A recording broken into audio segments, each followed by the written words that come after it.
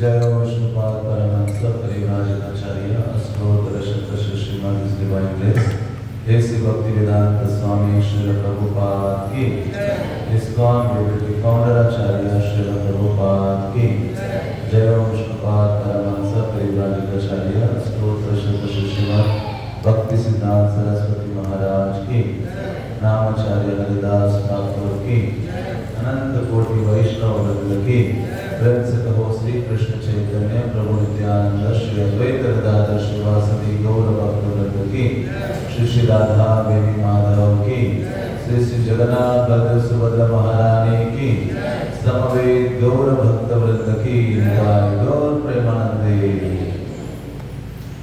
ओम नमो भगवते वासुदेवाय। ओम नमो भगवते वासुदेवाय। ओम नमो भगवते वासुदेवाय।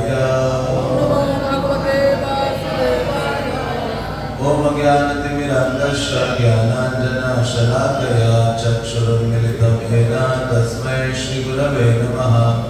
श्रीचैतन्य मनोभीष्टं स्थापितं येन भूतले स्वयं रूपा तदा मह्यं ददाति स्वपदान्तिकम्। हे कृष्णा करुणा सिन्धो दीनबन्धो जगत्पते गोपेश गोपिका कान्त राधा कान्त नमस्तुते। तप्त कांचन गौरांगी राधे वृंदावनेश्वरी वृषभानुसुते देवी प्रणमामि हरिप्रिये।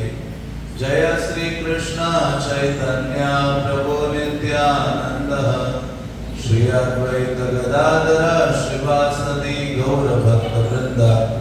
हरे कृष्णा कृष्णा कृष्णा हरे हरे हरे राम राम राम हरे हरे। जिनका बच्चा अपने पास रखिए उसके पीछे। हरे कृष्णा। तो कल हमने 2 दिन भगवान जगन्नाथ की जो महिमा है उस पर चर्चा की थी। आपको याद होगा कि प्रथम दिन भगवान जगन्नाथ का इंद्रद्युम्न के लिए जो प्राकट्य हुआ था उसके बारे में हमने श्रवण किया था। और उसके पश्चात कल हमने श्रवण किया कि किस प्रकार से भगवान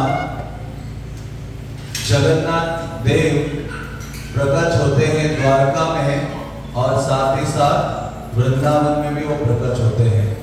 तो इन सब विषयों पर चर्चा की थी। तो आज भगवान जगन्नाथ के जो अन्य जो अपने भक्तों के संग में जो लीलाएं हैं या भगवान जगन्नाथ की जो रथ यात्रा आदि है उसके बारे में आगे श्रवण करेंगे। तो कल हम चर्चा कर रहे थे कि भगवान जगन्नाथ का जो देवालय है वो बहुत विशेष है। महाराज इंद्रद्युम्न ने सर्वप्रथम भगवान जगन्नाथ के लिए बड़े देवालय मंदिर का निर्माण किया था।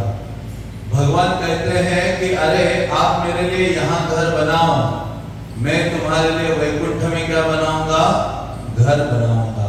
इस प्रकार से भगवान कहते हैं। जब भगवान के मंदिर का निर्माण होता है और हम किसी न किसी प्रकार से थोड़ा भी सहयोग करते हैं तो भगवान तुरंत ही वैकुंठ में हमारे लिए घर बनाना शुरू कर देते हैं। हाँ, तो उसी प्रकार से महाराज इंद्रद्युम्न ने भगवान के लिए विशाल मंदिर का निर्माण किया। कालांतर में कई मंदिर बने हैं। ये तो बहुत करोड़ों वर्ष पूर्व महाराज इंद्रद्युम्न इस धरा पर आए थे, भगवान के महान भक्त थे। लेकिन जगन्नाथपुरी में हम आप जाते हैं और जगन्नाथ का अभी जाकर जिस देवालय में मंदिर में दर्शन करते हैं वो लगभग 1100 साल पुरातन मंदिर है। ओडिशा में चोड़गंगादेव नामक जो राजा हुए थे उन्होंने इस मंदिर की जो नींव रखी थी, शुरुआत की थी। और उन्हीं के बाद जो राजा आए अनंग भीमदेव ओडिशा के महान वैष्णव राजा हुए थे। क्योंकि राजा जब भक्त होगा तो प्रजाजन के ऊपर प्रभाव रहेगा, वो लोग भी भगवान की सेवा करेंगे। इसलिए भगवत गीता में कृष्ण कहते हैं जो राजागण होते थे पूर्व काल में वो कोई भोगी राजा नहीं थे, वो राजर्षि कहा जाता था उनको। वो राजा भी है और ऋषि भी है। इस प्रकार से वो भगवान के प्रति शरणागति की भावना उनकी होती थी। और जब राजा भक्त होगा, भगवान की सेवा स्वयं करेगा, तो क्या होगा? प्रजा भी सेवा करेगी। इसलिए गीता में कृष्ण कहते हैं यद्यत आचरति श्रेष्ठ, जैसे श्रेष्ठ व्यक्ति आचरण करेगा वैसे ही छोटे लोग भी आचरण करते हैं। जैसे घर में हम बच्चों को ये नहीं बोल बोल के नहीं सिखा सकते कि बच्चे मंदिर जाओ, प्रणाम करो, तिलक लगाओ, जप करो। हाँ, बच्चा सुनने वाला नहीं है। लेकिन जब माता पिता आचरण करेंगे तो बच्चे के ऊपर संस्कार गहरे हो जाते हैं और बच्चे जो बड़े आचरण करते हैं उनसे सीखते हैं। जैसे प्रभुपाद कहा करते थे कि मैं और मेरी बहन, हम जब छोटे थे, जब सोते थे और हमारी आंख खुल जाती थी तो कैसे खुलती थी? मेरे पिताजी जल्दी उठकर राधा गोविंद की सेवा कर रहे होते थे घर में, घंटी बजाकर मंगल आरती कर रहे होते थे घर में। तब प्रभुपाद कहते मैं छोटा था, तब मैं और मेरी बहन उठ जाते थे और आप बोलते देखते थे कि पिताजी राधा गोविंद की, राधा कृष्ण के घर में ऐसे आरती कर रहे हैं, पूजा कर रहे हैं, सेवा कर रहे हैं। तो प्रभुपाद कहते हैं बचपन से ही मुझे ये अनुराग कृष्ण के प्रति हुआ। तो कहते हैं कि मुझे जो भक्ति मिली है वो मेरे पिताजी से मिली है, प्रभुपाद कहा करते थे। तो इसलिए कितना महत्वपूर्ण है माता पिता का भक्त होना, क्योंकि माँ पहली गुरु है और स्त्री का पहला गुरु उसका पति होता है। तो जब माता पिता का ही आचरण भगवत भक्ति का नहीं है, वो लोग ही घर में भगवान के नामों का जप नहीं करते हैं, गीता भागवत नहीं पढ़ते हैं, दिन रात टेलीविजन को ही अल्टर बना के टीवी की पूजा करने में लगे रहते हैं, तो बच्चे भी वही देखते हैं और वही आचरण करते हैं। तो इसलिए कहा गया है गीता में कृष्ण कि जो श्रेष्ठ लोग आचरण करते हैं उसी से ही छोटे सामान्य जन आचरण करते हैं। तो प्रभुपाद ने कहा मुझे भक्ति का ये जो बीज है मेरे पिताजी से मिला है, जो घर में राधा कृष्ण की सेवा करते थे। जब प्रभुपाद जी स्कूल में जाने लगे तो उन्होंने अपने पिताजी को कहा कि मुझे भी राधा कृष्ण चाहिए। अभी वो 4वीं-5वीं क्लास में होंगे शायद, वो और उनकी बहन, फिर उनके पिताजी ने उनके लिए भी राधा कृष्ण दे दी। तो वो पूरे दिन उनकी सेवा में लगे रहते थे। तो बाल्यकाल से ही, इसलिए प्रभुपाद ने कहा मेरे जीवन में ऐसा एक भी क्षण नहीं है जब मैं कृष्ण को भूला हूं। अभी हमारे लिए कितना मुश्किल है, पूरे दिन में कुछ समय के लिए शायद भगवान की याद आती है या याद आती भी नहीं है सांसारिक कार्यों में, लेकिन जो भगवान के महान भक्त होते हैं ना, उनका मन और हृदय कृष्ण में इतना गहरा लगा होता है कि वो भगवान को भूलना भी चाहे तो भी वो भूल नहीं सकते। जैसे वृंदावन में गोपिकाएं, सारी गोपियां एकत्रित होती थी, कृष्ण मथुरा चले गए थे और वो कहते थे अरे नहीं, कृष्ण को भूलना है हमें, आप कृष्ण के बारे में बातें नहीं करेंगे, उनका स्मरण नहीं करेंगे, वो छोड़कर मथुरा चले गए। ऐसा बोलते बोलते सारी गोपियां पूरा दिन भर कृष्ण कृष्ण करते रहते थे और ये भूल जाते थे कि हमें किसको भूलना है, कृष्ण को भूलना है। तो इसलिए कुंती महारानी भगवान से महानतम वरदान मांगती है। ऐसा वरदान आज तक किसी ने नहीं मांगा है। 2 चीजें उन्होंने मांगी है। एक तो कुंती महारानी ने जो प्रार्थना की है ना, आज तक ऐसा भक्त हुआ नहीं है जिसने ऐसी प्रार्थना की हो। कुंती महारानी कहती है कि हे कृष्ण, आप मुझे क्या प्रदान करो, मेरे जीवन में विपदाएं आने दो, कष्ट आने दो। हाँ, तो कोई आता है मंदिर कि कष्ट मांगता है भगवान से? कभी नहीं। सुख संपत्ति घर आवे, कष्ट मेरे मिटे तन का। हाँ, सब कुछ तेरा लेकिन चेकबुक मेरा, ऐसा हमारा रहता है। तो लेकिन भगवान से प्रार्थना करती है कुंती महारानी कि हे कृष्ण, विपदा आने दीजिए मेरे जीवन में। अभी कुंती के जीवन में पहले से कुछ कम विपदा थी क्या? कष्ट। हाँ, जब से विवाह हुआ था तब से तो कष्ट ही कष्ट था महाभारत के युद्ध तक, लेकिन फिर भी वो भगवान से मांग रही है। इसलिए कि हे कृष्ण, जब जब हमारे ऊपर कष्ट आया है आप प्रकट हो गए हो, आपने हमें दर्शन दिया है, आपने हमें रक्षा की है, इसलिए अब पुनर्भव दर्शनम, आपका दर्शन होगा तो इस भौतिक जगत का दर्शन फिर से करना नहीं पड़ेगा। इसलिए वो कहती है कि आपका दर्शन बारंबार होता है। और वो एक चीज मांगती है कि वो कहते मैं इतनी बुद्धिमान नहीं हूं, मैं एक साधारण स्त्री हूं, लेकिन मेरा जो स्त्री होने के नाते मेरा जो लगाव है, आसक्ति है, वो दोनों परिवारों से है। अपने पति के परिवार में भी मेरा मन अटका हुआ है और अपने माता पिता के परिवार में भी मेरा मन अटका हुआ है। तो कुंती महारानी कहती है कि हे कृष्ण, आप क्या कीजिए, ये दोनों ओर जो मेरा आसक्ति लगी हुई है, हाँ मन लगा हुआ है, हाँ इसको काट दीजिए। और जिस प्रकार से गंगा सागर की ओर बहती है, उसी प्रकार से मेरा मन, मेरा हृदय है कृष्ण आपकी ओर बहना चाहिए। इस संसार में किसी विषय आदि की ओर मेरा मन नहीं लगना चाहिए। अब देखिए इतनी महानतम प्रार्थना कुंती महारानी करती है, तो हमें सीखना चाहिए कि भगवान से क्या मांगना चाहिए, क्या प्रार्थना करनी चाहिए। हमें तो बचपन से एक ही है, हाँ हम माता पिता से छोटे होते तो माँ से मांगते रहते, पिता से मांगते रहते, मित्रों से मांगते रहते, तो भगवान के मंदिर आते तो उनसे भी मांगते रहते हैं। लेकिन क्या मांगे उसके लिए शास्त्रों का अध्ययन करना चाहिए, भगवान की जो लीला कथा है उसको सुनना चाहिए। तो ऐसे जो कुंती महारानी है वो भगवान को कहती है कि मेरा मन, हे प्रभु, केवल केवल केवल क्या आप में लगा रहे। तो इस प्रकार से भगवान जगन्नाथ देव है वो बहुत विशेष है। और कोई भी व्यक्ति थोड़ी भी भगवान जगन्नाथ की सेवा करता है, भगवान उस पर क्या करते हैं, अपना पूर्ण कृपा का वर्षाव कर देते हैं। ऐसी हजारों हजारों घटनाएं हैं। तो ऐसे जो उड़ीसा के राजा थे, उन्होंने अपना पूरा धन, उन्होंने पूरा दक्षिण भारत आदि तक सारे राजाओं को परास्त किया और हाथी के ऊपर, घोड़ों के ऊपर पूरा धन संपत्ति भर भर कर लेकर आ गए। और वो अपने लिए उसको यूज नहीं किया, आपने सुख साधन में उसका इस्तेमाल नहीं किया। उसका इस्तेमाल किसके लिए किया, भगवान जगन्नाथ के लिए इतना बड़ा मंदिर बना दिया। अभी 1100 साल से ज्यादा हो रहे हैं, आज तक लाखों लोग जा रहे हैं और जगन्नाथ का वहां दर्शन कर पा रहे हैं। इस प्रकार से ऐसे राजागण होते थे। तो इतना विशाल मंदिर है कि जगन्नाथपुरी सिटी में अब जहां भी जाओगे वहां से आपको क्या दिखाई देगा, जगन्नाथ का देवालय, ऊपर नील चक्र दिखाई देगा और जो पतित पावन बाना पताका दिखाई देगी।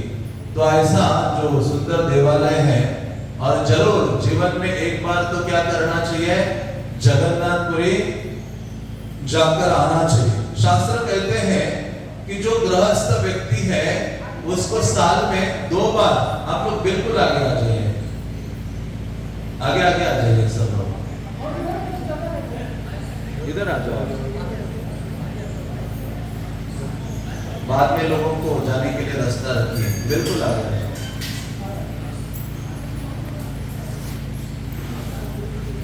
तो आगे रहने से थोड़ा ज्यादा ध्यान लगता है, पीछे रहते, जैसे स्कूल में स्टूडेंट होते हैं ना, कुछ आगे बैठते हैं और कुछ पीछे बैठते हैं, जो पीछे से गायब होते हैं।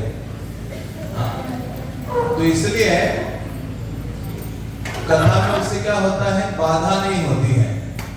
भागवतम की शुरुआत में शुक्रदेव गोस्वामी कहते हैं, अरे परीक्षित, ये जो सूर्य जो है उदित होता है और अस्त होता है। तो सूर्य उदित होता है, अस्त होता है, तो क्या करता है, हमारा जीवन कम करते जाता है। लेकिन कहते एक व्यक्ति का जीवन कम नहीं होता है। कौन से व्यक्ति का, सूर्य उसका जीवन अवधि कम नहीं करता बल्कि बढ़ाता है।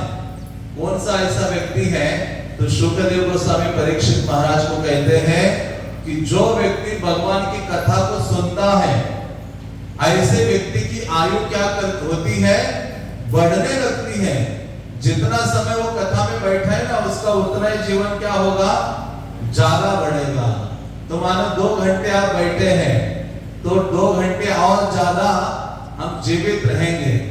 हाँ, नहीं तो हमें चुने हुए श्वास दिए गए हैं, उतनी ही अवधि हमारे पास है। और कितना भी ऑक्सीजन मास्क लगा दो लेकिन अवधि बढ़ती नहीं है। कोरोना में सबने देख लिया है, जिसके पास धन था, सब कुछ था, सारी सुविधा थी, बड़ा हॉस्पिटल, घर, डॉक्टर्स, सब हताश हो गए। हाँ, तो आखिरी रक्षा करने वाले कौन है? कृष्ण है। इसलिए कहते हैं कृष्ण का नाम, कृष्ण का धाम और कृष्ण की कथा, इनमें कोई अंतर नहीं है। कृष्ण की कथा सुनने का अर्थ है कृष्ण के संग निवास करना, कृष्ण को अपने हृदय में स्वीकार करना या धारण करना। तो ऐसा ही जगन्नाथ का जो मंदिर है, भगवान जगन्नाथ वहां निवास करते हैं। इतना विशाल मंदिर है कि वहां 2 बड़ी-बड़ी दीवारें हैं। एक दीवार का नाम है मेघनाद प्राचीर और एक दीवार का नाम है कूर्म प्राचीर। इतनी बड़ी दीवारें हैं कि वहां किसी चीज की आवाज अंदर नहीं जाती है। बाहर कितनी गाड़ियां आती है जाती हैं, लेकिन अंदर कोई आवाज प्रवेश नहीं करती है। तो लेकिन एक बार क्या हो गया कि भगवान जगन्नाथ जब रात्रि में शयन करने के लिए चले गए, भगवान को रात्रि में शयन कराते हैं। जैसे बेली माधव का शयन आरती होता है, भगवान शयन करते हैं ना, वैसे जगन्नाथ जी शयन करते, कभी 12 बजे, कभी 1 बजे, कभी 2 बजे, और सुबह उठ जाएंगे 4 बजे, कभी 5 बजे। हाँ, तो भगवान कम सोते हैं, किसके लिए? हमारे लिए। जैसे माता पिता कम सोते हैं, कष्ट उठाते हैं बच्चों के लिए, उसी प्रकार से जो भगवान है जीवों का कल्याण करने के लिए क्या करते हैं? सदैव जागे रहते हैं और सभी जीवों को अपना दर्शन देते हैं। तो भगवान जब शयन के लिए गए तो देखा बहुत आवाजें आ रही थी, डिस्टर्बेंस हो रहा था। तो भगवान ने कहा, आवाज कहां से आ रही है? मेरी निद्रा में, मेरे शयन में ये बाधा कौन दे रहा है? तो उस समय देखा कि समंदर की आवाज आ रही थी। आप बातें नहीं कीजिए, वहां समंदर की आवाज आ रही थी। और जैसे आवाज आई, भगवान ने कहा, समंदर को शांत करो, वो मेरे निद्रा में बाधा दे रहा है। तो उस समय भगवान ने क्या किया? हनुमान जी को ये सेवा दी। किसको सेवा दी? हनुमान जी को।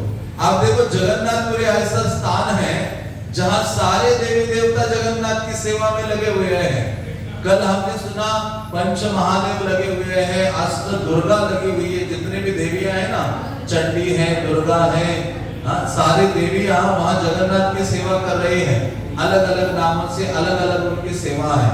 उसी प्रकार से हनुमान भी वहां सेवा में लगे हुए हैं, जगन्नाथ की सेवा में। तो जब भगवान जगन्नाथ को निद्रा में ये बाधा हो रही थी, तो उस समय उन्होंने हनुमान को कहा, हनुमान अब यहाँ खड़े रहो। तो वहां एक दरवाजा है मंदिर के पास, तो वहां एक स्थान में भगवान ने हनुमान जी को खड़ा किया और कहा, हरे कृष्णा, आप आवाज कम कर लीजिए, बाहर बोलिए जोर जोर से। हरे कृष्णा कृष्णा कृष्णा हरे हरे, हरे राम राम राम हरे हरे। तो हम कहाँ थे, याद है आपको?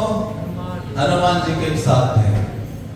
तो हनुमान जी को जब भगवान ने वहां नियुक्त किया कि हनुमान अपना कान ऐसा खोल के खड़े हो जाओ, समंदर की आवाज नहीं आनी चाहिए, समंदर को क्या करो? चुप कराओ।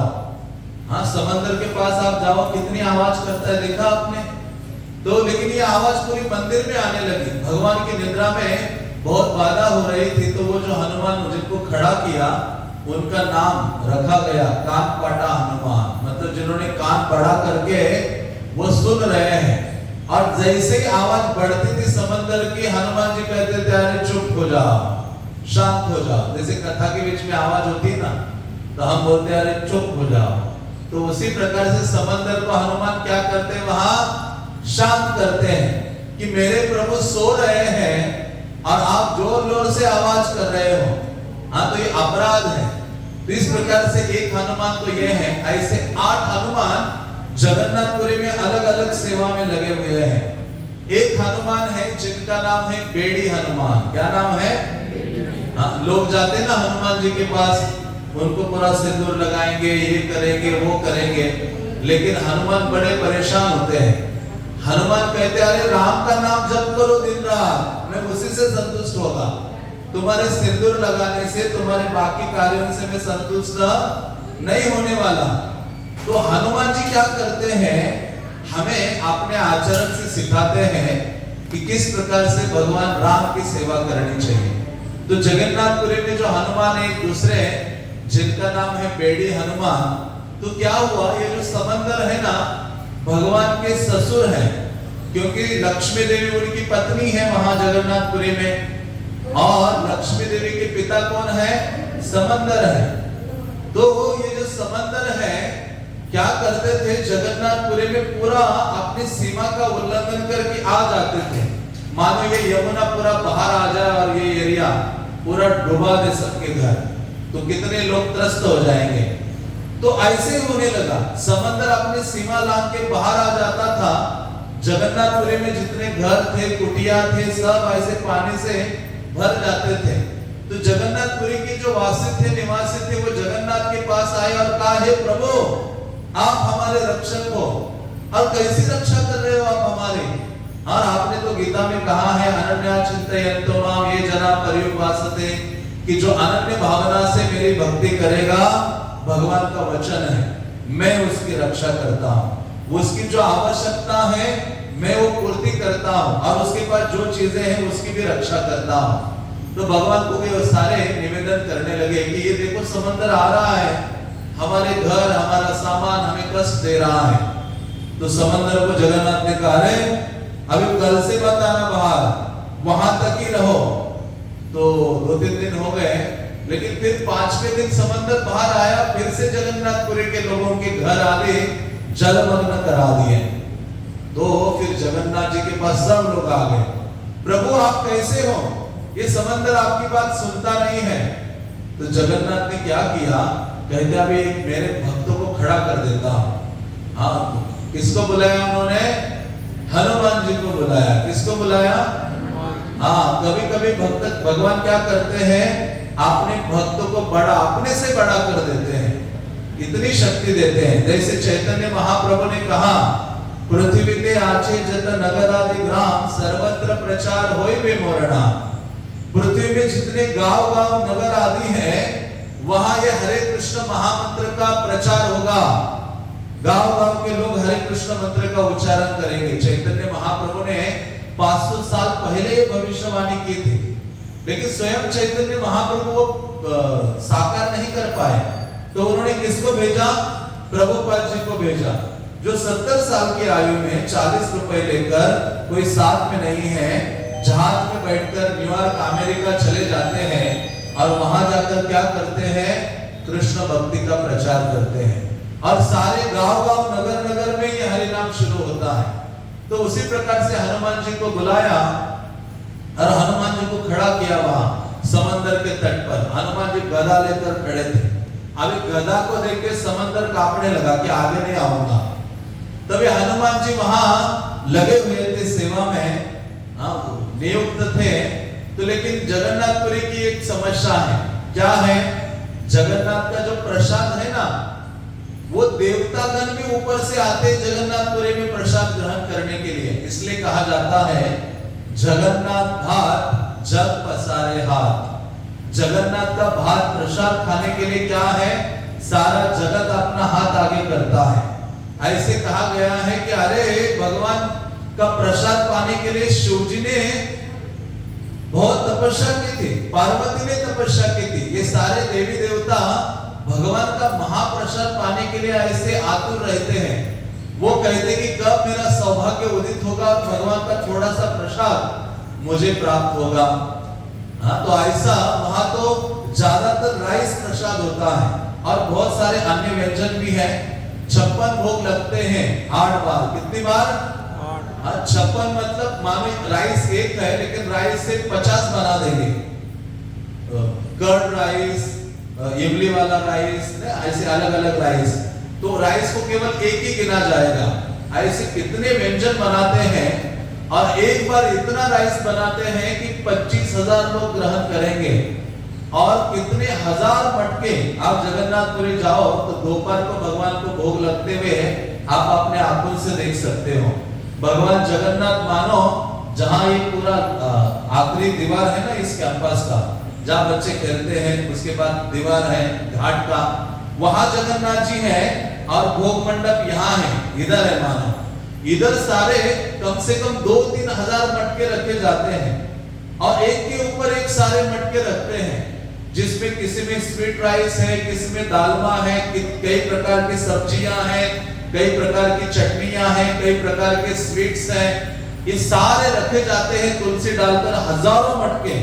और फिर 3 जो पुजारी हैं ऐसे बैठते हैं और भगवान उतने दूर है आगे, अब मंदिर इतना विशाल है ना, लंबा है, तो यहाँ से पुजारीगण क्या करते हैं, भगवान को भोग अर्पित करते हैं। अपने हाथ में जल लेंगे और जल में उनको क्या दिखाई देता है, भगवान ग्रहण कर रहे हैं, साक्षात ऐसा देखते हैं रोज। और तब मंत्रों का उच्चारण करते हैं और जब तक दिखाई ना दे हाथ में, तब तक उनका मंत्रोच्चार, प्रार्थना, निवेदन वो चालू रहता है।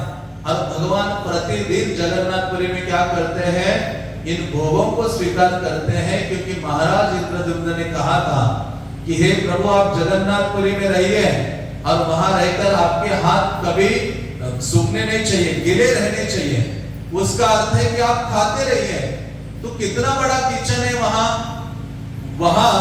भगवान को जो भोग लगाया जाता है, वहां इतना बड़ा किचन है कि आज तक किसी जगह इतना बड़ा किचन नहीं है। और उस किचन में जैसे मैंने कल कहा था 752 चूल्हे हैं। कितने चूल्हे हैं? 752। और 1000 लोग कुकिंग में लग जाते हैं और कम से कम 500 लोग सब्जियां काटते हैं। और आप खुद देख सकते हैं वहां जाकर काटते हुए, मटके भरते हुए। हाँ, और वहां जितनी जगन्नाथ की सेवा है वो परंपरा से है, पीढ़ी दर पीढ़ी से। मानो किसी परिवार का सेवा है सब्जियां काटना, तो उनकी पीढ़ियां केवल सब्जियां काटेंगे। किसी का सेवा है मंदिर के ऊपर का जो पताका है बदलना, तो उनकी सेवा केवल पताका बदलनी है। किसी की सेवा है पानी लाकर किचन में पहुंचाना, वो पानी लाकर पहुंचाना है। तो रोज 2000 से ज्यादा इतने बड़े बड़े मटके किचन में इस्तेमाल होते हैं। तो आप देखो, और सुबह जब कुकिंग होती है किचन में, तो सबसे पहले किचन में वहां वैष्णव अग्नि जलाई जाती है, यज्ञ होता है। यज्ञ से जो अग्नि निकलती है उसी से सारे चूल्हे जलाए जाते हैं। और जो कुकिंग करने वाले लोग हैं उनके मुंह में कपड़ा होता है और इधर बांधा होता है, मुंह वगैरह ढका होता है, ताकि और कुकिंग किचन में जाने से पहले वो पूरा भरपेट प्रसाद घर से पाके आना होता है। हाँ, ऐसे नहीं कि आप कुकिंग कर रहे हैं और बीच में देख रहे हैं कि इसमें नमक है, कैसा हुआ है ना, हमें आदत है। हाँ, तो इसलिए भगवान को जब बनाते हैं तो सारे बाल भी ढके जाते हैं उनका, ताकि सांस वगैरह, हाँ, वो बातें करेंगे तो थूक वगैरह भी ना चली जाए, इतना ध्यान रखा जाता है। और वो सारे लोग कुकिंग करते हैं, किसी गैस का इस्तेमाल नहीं करते हैं। सारे चूल्हे कैसे हैं? लकड़ी के चूल्हे हैं और सब मटकों में ही बनाया जाता है। और जब वो बनता है तब भगवान के सामने जितने मटके, जैसे हम मंदिर में मानो बनाते हैं तो बर्तन से निकालकर प्लेट में डालते हैं, फिर भगवान के सामने लाते हैं, ऐसा नहीं है। इसलिए जगन्नाथ प्रसाद को अभड़ा, उड़िया भाषा में अभड़ा शब्द यूज किया है। उसका अर्थ है कि जो भी चूल्हे पर बर्तन है उसी बर्तन को उठाकर डायरेक्ट किसके सामने रखते हैं? जगन्नाथ के सामने रखते हैं। इतना बड़े मटके में मानो राइस बनाया, वो उठाकर भगवान के सामने। तो इस प्रकार से भगवान उन सारे व्यंजनों को स्वीकार करते हैं। और जितना भोग बनता है तो वहां एक मार्केट है मंदिर के अंदर ही, और उस वहां सारा भोग चला जाता है। फिर आप वहां थोड़ा सा लक्ष्मी देकर वो प्रसाद के रूप में स्वीकार करते हो। तो जहां ये बाजार है मंदिर के अंदर सारे प्रसाद का, उसको आनंद बाजार कहा गया है। क्या बोला गया है? आनंद बाजार। क्योंकि हमें प्रसाद पाने में कितना आनंद आता है, आता है कि नहीं आता है? इसलिए बोला है कि आनंद से प्रसाद ग्रहण करना चाहिए, आनंदित होकर, दुखी होकर नहीं। एक बार एक व्यक्ति जगन्नाथपुरी गया, वहां जब वो गया जगन्नाथपुरी में, तो उसने अपने परिवार के साथ गया था और वहां जाकर उसने क्या किया, 2-3 दिन रहा, लेकिन उसने सोचा अरे ये क्या है, ये तो उच्छिष्ट है जगन्नाथ का, मुझे नहीं खाना है। तो परिवार ने कुछ खाया नहीं, जगन्नाथ प्रसाद नहीं खाया, इधर उधर की चीजें खा ली। तो ये पुराणों में वर्णन आता है। तो वो व्यक्ति और उसका परिवार इतना बीमार हो गया, मानो अभी मृत्यु को प्राप्त होने वाले हैं, मरने वाले हैं। तो किसी एक जगन्नाथपुरी व्यक्ति को ही मिला, तो वो कहता है कि अरे हमारी ऐसी स्थिति है। तो उसने कहा आपने जगन्नाथ प्रसाद खाया नहीं, आप जगन्नाथपुरी में आए हो और जगन्नाथ का प्रसाद नहीं ग्रहण किया? उन्होंने कहा नहीं। हाँ, तो ये कहते हैं कि आपने अपराध किया है कि जहां जगन्नाथ प्रसाद की इतनी महिमा है, शास्त्र कहते हैं कि एक कुत्ते ने भी जगन्नाथ प्रसाद खाया हो और खाते खाते उसके मुंह से गिर गया, कुत्ते के मुंह से, तो वो उठा के खा जाना चाहिए, उतना ही लाभ मिलता है, ऐसे कहा गया। और जगन्नाथ प्रसाद कभी उच्छिष्ट नहीं होता, झूठा नहीं होता है। इसलिए जगन्नाथ मंदिर में सब लोग बैठते हैं, पूरा परिवार एक ही पत्थर लेकर बैठता है और सब लोग क्या करते हैं, आपस में खाते हैं, क्योंकि जगन्नाथ प्रसाद कभी झूठा नहीं होता है। इतना महानतम है कि जिसको प्राप्त करने के लिए शिवजी प्रार्थना करते हैं। पार्वती ने तो तपस्या कर दी, हजारों साल के लिए पार्वती देवी तपस्या में बैठी कि हे प्रभु मुझे आपका प्रसाद चाहिए। हाँ, शिवजी ने भी। और इतना ही नहीं, इंद्र भी उस प्रसाद को प्राप्त करने के लिए जगन्नाथपुरी में आए। इसलिए जगन्नाथपुरी में एक स्थान है, उस स्थान का नाम है स्वर्ग द्वार। आज भी वो स्थान है जहां एक बड़ा सा पत्थर लगाया हुआ है। स्वर्ग द्वार का अर्थ है कि जहां से देवतागण जाते हैं और जहां से इस जगन्नाथपुरी में जगन्नाथ का दर्शन करने के लिए आते हैं। तो वहां जब जगन्नाथ जी का प्रसाद वहां मिलता है, तो एक बार इंद्र आते हैं जगन्नाथ का दर्शन करने के लिए। देखा कि सभी लोग बड़े भीड़ में अंदर जा रहे हैं, तो ये भी अंदर चला गया, इंद्र भी अंदर गए जगन्नाथ का दर्शन करके। जहां ये प्रसाद वितरण हो रहा था, प्रसाद की छोटी छोटी दुकानें थी, उस स्थान में आ गया और कहा मुझे भी प्रसाद चाहिए। तो जो शॉपकीपर था, दुकान जो महाप्रसाद का काउंटर था, तो उन्होंने कहा अरे आपको प्रसाद चाहिए? तो इंद्र कहते मुझे सब कुछ दे दो, अलग अलग प्रसाद है। हाँ, खाजा है, एक प्रसाद का नाम क्या है, खाजा स्वीट। आपने देखा इसे लंबा सा होता है। खाजा क्यों नाम पड़ा? क्योंकि वो जगन्नाथ का बड़ा प्रिय है। मतलब जब भगवान ने वो कैसे बनाना है उस स्वीट को, वो अपने भक्त के स्वप्न में जाके बता दिया। कहा कि कल मेरे लिए ऐसा स्वीट बना के तैयार रखना, मैं आ रहा हूं। तो ये भक्त इसने तैयारी कर ली और वो क्योंकि वो स्वीट है तो उसको तलने के लिए तेल में डाला और निकाल कर बाहर निकाल ही रहा था उसको। तो भगवान तुरंत ही अपना हाथ करके तुरंत खा लेते हैं, मतलब खा और जा। भगवान क्या करते, इंतजार नहीं करते, उसको खाते और तुरंत मंदिर में भागते हैं। इसलिए उसका नाम क्या पड़ा है, खाजा। सबसे स्पेशल स्वीट है वो खाजा जो है। तो ऐसे भगवान जगन्नाथ का जो प्रसाद है, स्वयं भगवान इन व्यंजनों को खाने के लिए तत्पर रहते हैं। तो इंद्र ने कहा कि मुझे खाजा भी दे दो, मुझे ये भी दे दो, सब कुछ चीजें ले ली, पूरे थैले भर दी है। और इंद्र के पास उस व्यक्ति ने जो भक्त था मंदिर का, उन्होंने कहा पैसे दे दो, फ्री में तो प्रसाद नहीं दे रहे हम, थोड़ा सा तो इंडियन करेंसी देना पड़ेगा आपको। तो उन्होंने कहा मैं तो स्वर्ग का राजा इंद्र हूँ, मेरे पास भारत का पैसा नहीं है, रुपया वगैरह नहीं है। तो कहते कैसे भी समझो तुम इंद्र हो? तो कहते देखो इंद्र वर्षा का देवता है ना, बारिश करने वाला है, आप बोलो। तो इंद्र ने ज्यादा बात नहीं की, इंद्र ने प्रसाद उठाया और निकलने लगे, चलने लगे। जैसे जैसे वो चलने लगे, ये व्यक्ति ने अपना वो शॉप से बाहर आ गया, इंद्र के पीछे पीछे चलने लगा। तो ये स्वर्ग समंदर के पास वो स्वर्ग द्वार है, जहां से देवता स्वर्ग में जाते हैं, वो एक स्थान है।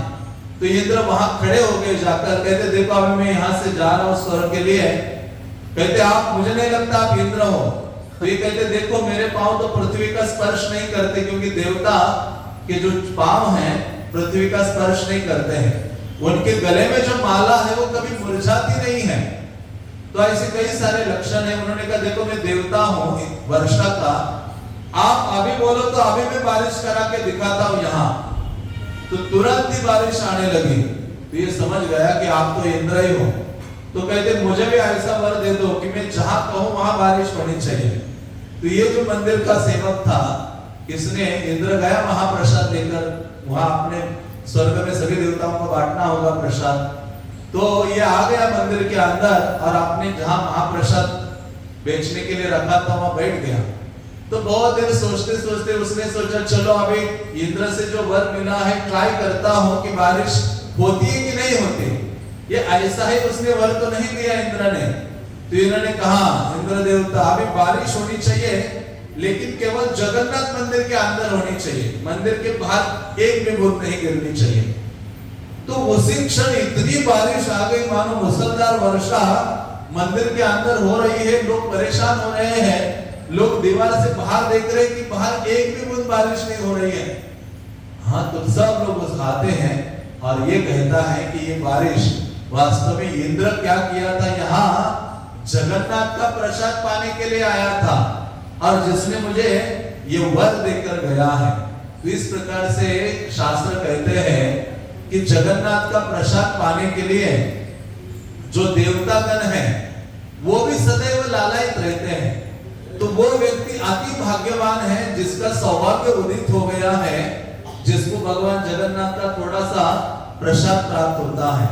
अब देखो आज के कई सारे भक्तगण हैं जो मृत्यु के अंत तक रोज सुबह उठ के जगन्नाथ का थोड़ा थोड़ा प्रसाद का एक कण अपने मुंह में डाल देते हैं। जगन्नाथपुरी आप जाओ तो वहां जगन्नाथ के जो चावल है ना उसको सुखाया जाता है, चावल प्रसाद को, और उसकी छोटी छोटी पुड़िया बनाई जाती है कपड़े में, और थैले में छोटी छोटी उंगली के साइज की, और 1 रुपए में 2 रुपए में दे देते हैं और भक्त लोग लेकर आते हैं। और ये नियम बनाते हैं कि जब तक जीवन है तब तक रोज सुबह उठ के राइस का एक दाना अपने मुंह में डालते हैं। तो जगन्नाथ का प्रसाद जब ग्रहण करते हैं तो हमारा शरीर शुद्ध हो जाता है, मन शुद्ध हो जाता है, हृदय शुद्ध हो जाता है, जिसके द्वारा भगवान का नाम लेना हमारे लिए सरल हो जाता है। हरे कृष्णा कृष्णा कृष्णा हरे हरे, हरे राम राम राम हरे हरे। तो इसलिए प्रसाद बड़ा महत्वपूर्ण है। और उसी प्रसाद से लेकिन हनुमान जी को थोड़ी सी दिक्कत थी, क्योंकि हनुमान जी रहे यूपी की तरफ से। तो हनुमान जी आप बंगाल उड़ीसा गए हो, वहां चपाती दिखाई नहीं देती है, वहां राइस और दाल सब्जियां ये चलता है।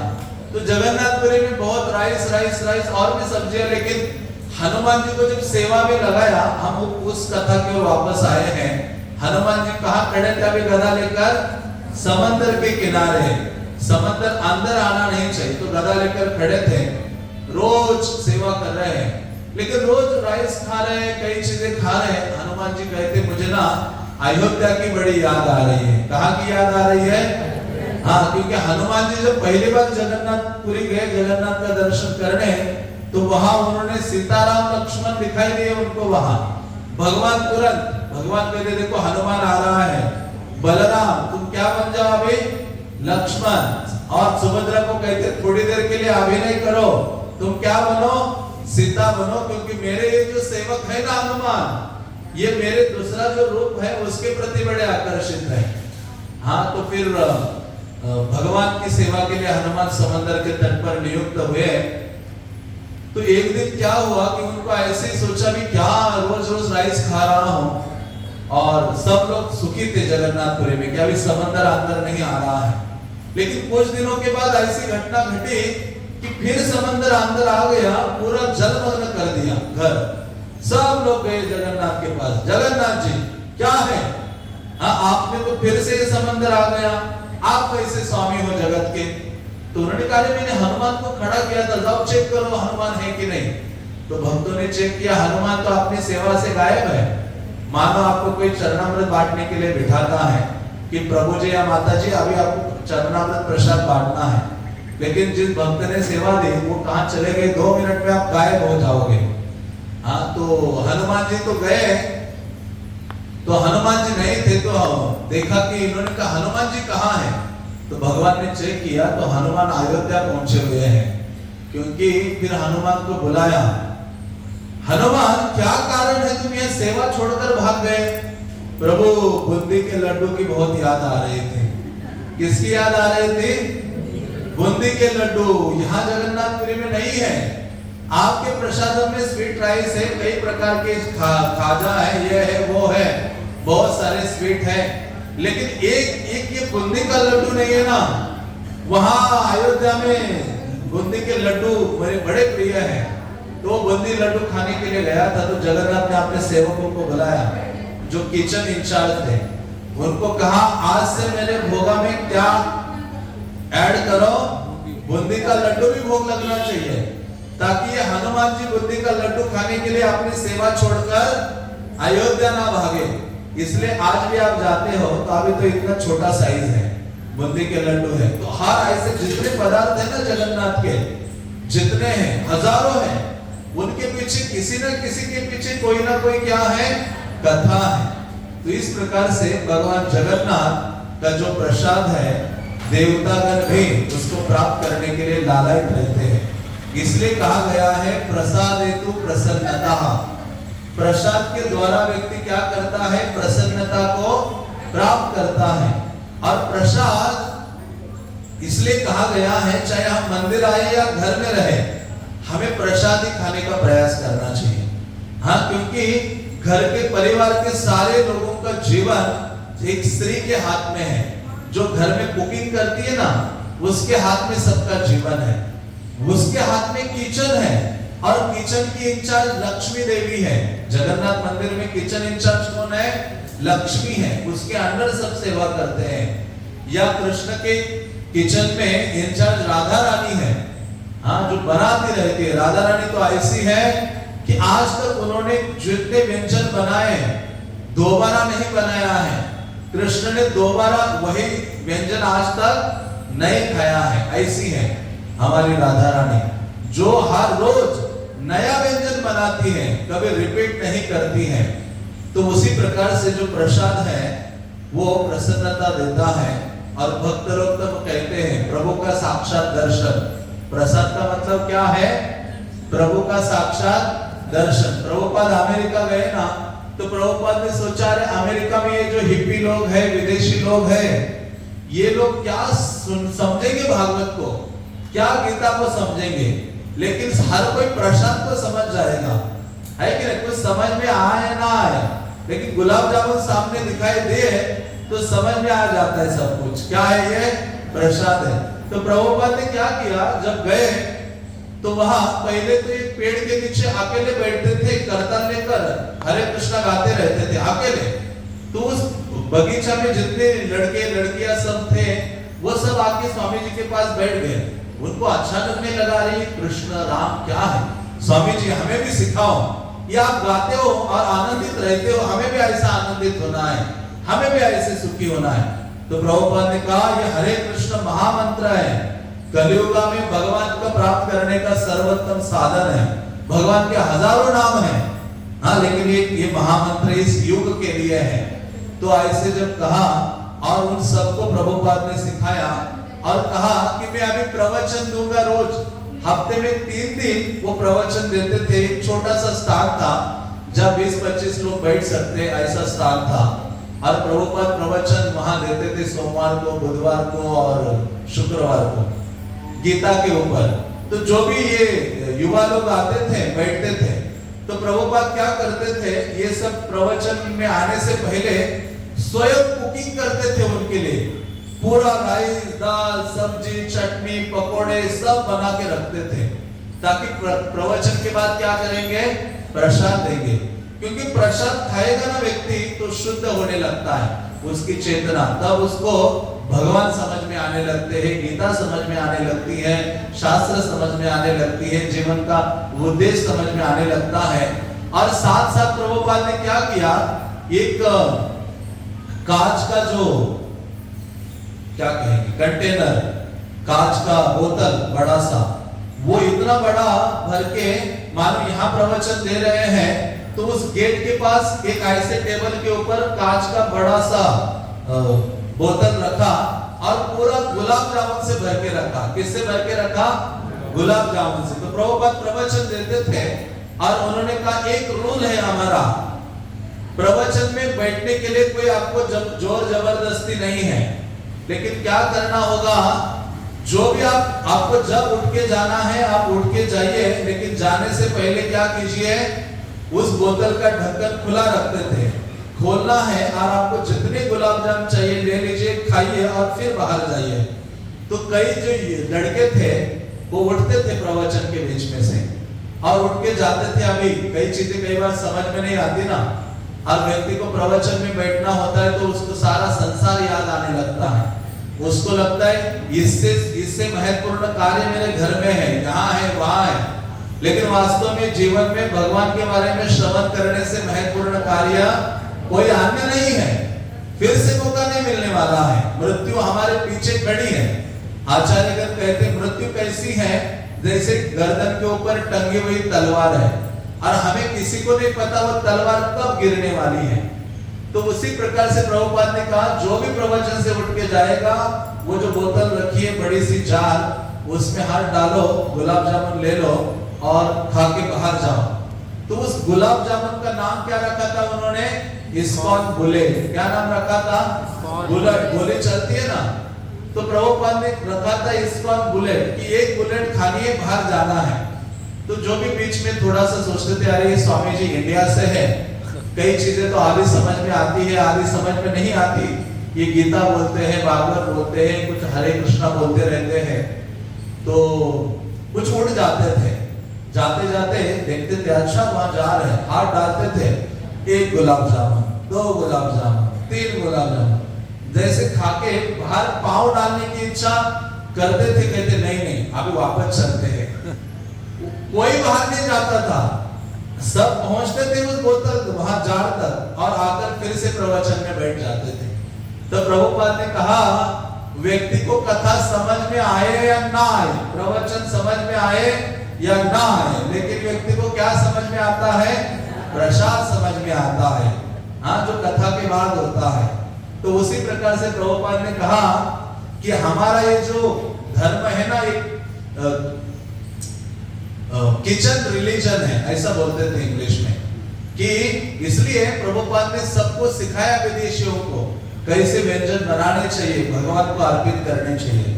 तो मैं इसलिए कह रहा था घर में जो स्त्री होती है उसका ये कर्तव्य होता है कि वो हर चीज इस भावना से बनाए कि ये भगवान के लिए बना रही हो। घर में जो चित्र है, भगवान का विग्रह है, उनके लिए बना रही हो, और जैसे निकले गैस से नीचे, हाँ, भगवान को अर्पण करें, फिर अपने परिवार वालों को खिलाए, उसमें कोई समस्या नहीं है। हाँ, और इसलिए कहा जाता है जब ऐसा होगा तो घर का वातावरण वैकुंठ बन जाएगा। क्या बनेगा? वैकुंठ। नहीं तो हमेशा चिड़चिड़ापन, परेशानियां, लड़ाई झगड़े, सब सारा दुर्भाग्य आना शुरू होता है। तो हम जब प्रसाद खाएंगे तो सत्व गुण में वृद्धि होगी, और सत्व गुण में वृद्धि होगी तो भगवान के प्रति भक्ति की जो भावना है हमारे अंदर होगी। तो इसलिए ये माता पिता का कर्तव्य है। जैसे प्रभुपाद का उदाहरण दे रहा था मैं, प्रभुपाद के पिताजी क्या सोचते थे, सारे भक्तों को, बहुत सारे साधुओं को अपने घर बुलाते थे और उनको पूरा खिलाते रहते थे प्रसाद, और कहते थे आप मेरे बेटे को, ये प्रभुपाद जी छोटे थे ना, कहते थे मेरे बेटे को आशीर्वाद दो कि ये राधा रानी का भक्त बने। किसका भक्त बने? राधा रानी का। तो कहते थे देखो मेरे पिताजी ऐसे थे जिनके कारण मैं इतना कर पाया। तो प्रभुपाद ने पूरे विश्व के सभी जीवों को ये भगवत भक्ति दी है और सबको भक्त बनाया है। इसलिए कहा गया है कि व्यक्ति को कृष्ण का प्रसाद कंठ तक खाना चाहिए, और ऐसा कहते हैं कृष्णेर उच्चिष्ट है महाप्रसाद नाम, भक्त शेष है महाप्रसादाख्यान, कि कृष्ण क्या करते हैं। अभी कोई कहेगा कि अरे कृष्ण तो खाते नहीं है, दिखते नहीं है खाते हुए, लेकिन भगवान क्या करते हैं, अपने आंखों के द्वारा ग्रहण करते हैं। ब्रह्म संहिता में वर्णन आता है कि भगवान अपने दृष्टिपात से ग्रहण करते हैं और वो कृपा के रूप में हमें छोड़ देते हैं। तो ये उस व्यक्ति के ऊपर निर्भर है कि उस कृपा को स्वीकार करना है या नहीं करना है।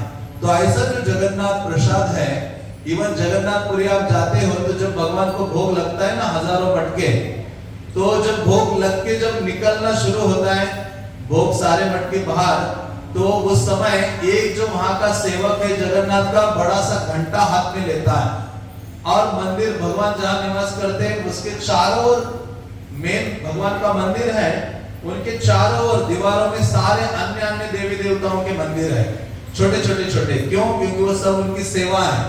हाँ, जैसे राजा रहता है तो सारे सेवक रहते हैं ना आसपास, तो उसी प्रकार से वो घंटा बजाता है। और तो हमने एक दिन पूछा कि ये घंटा क्यों बजाते हैं भोग लगने के बाद, तो वो कह रहे थे कि इसलिए घंटा बजाता वो सब जगह जाकर सारे मंदिरों के सामने कि अपने अपने थाली लेकर चलिए, अभी जगन्नाथ का प्रसाद निकल गया है।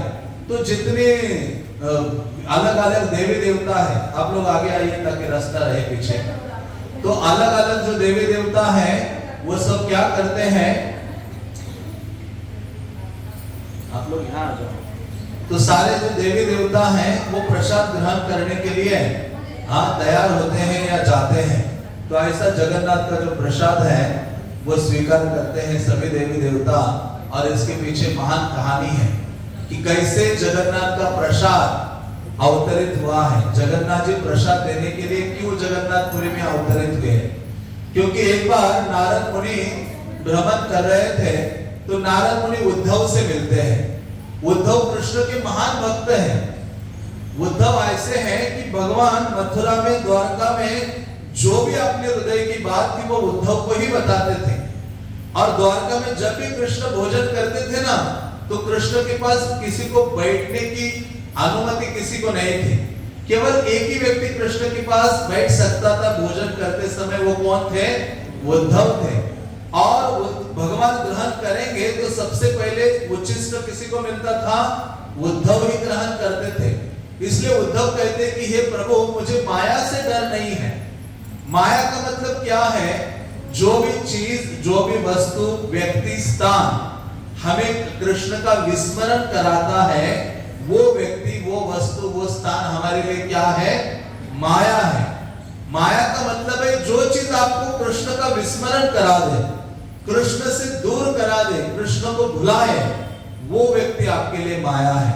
चाहे हमारे परिवार के लोग हो या हमारे मोहल्ले के लोग हो या कोई भी हो, चाहे कोई वस्तु हो जिससे इतना आसक्ति हो जाए कि कृष्ण का स्मरण या भक्ति हमसे ना हो, तो समझना चाहिए ये वस्तु, ये व्यक्ति, ये स्थान आदि हमारे लिए क्या है?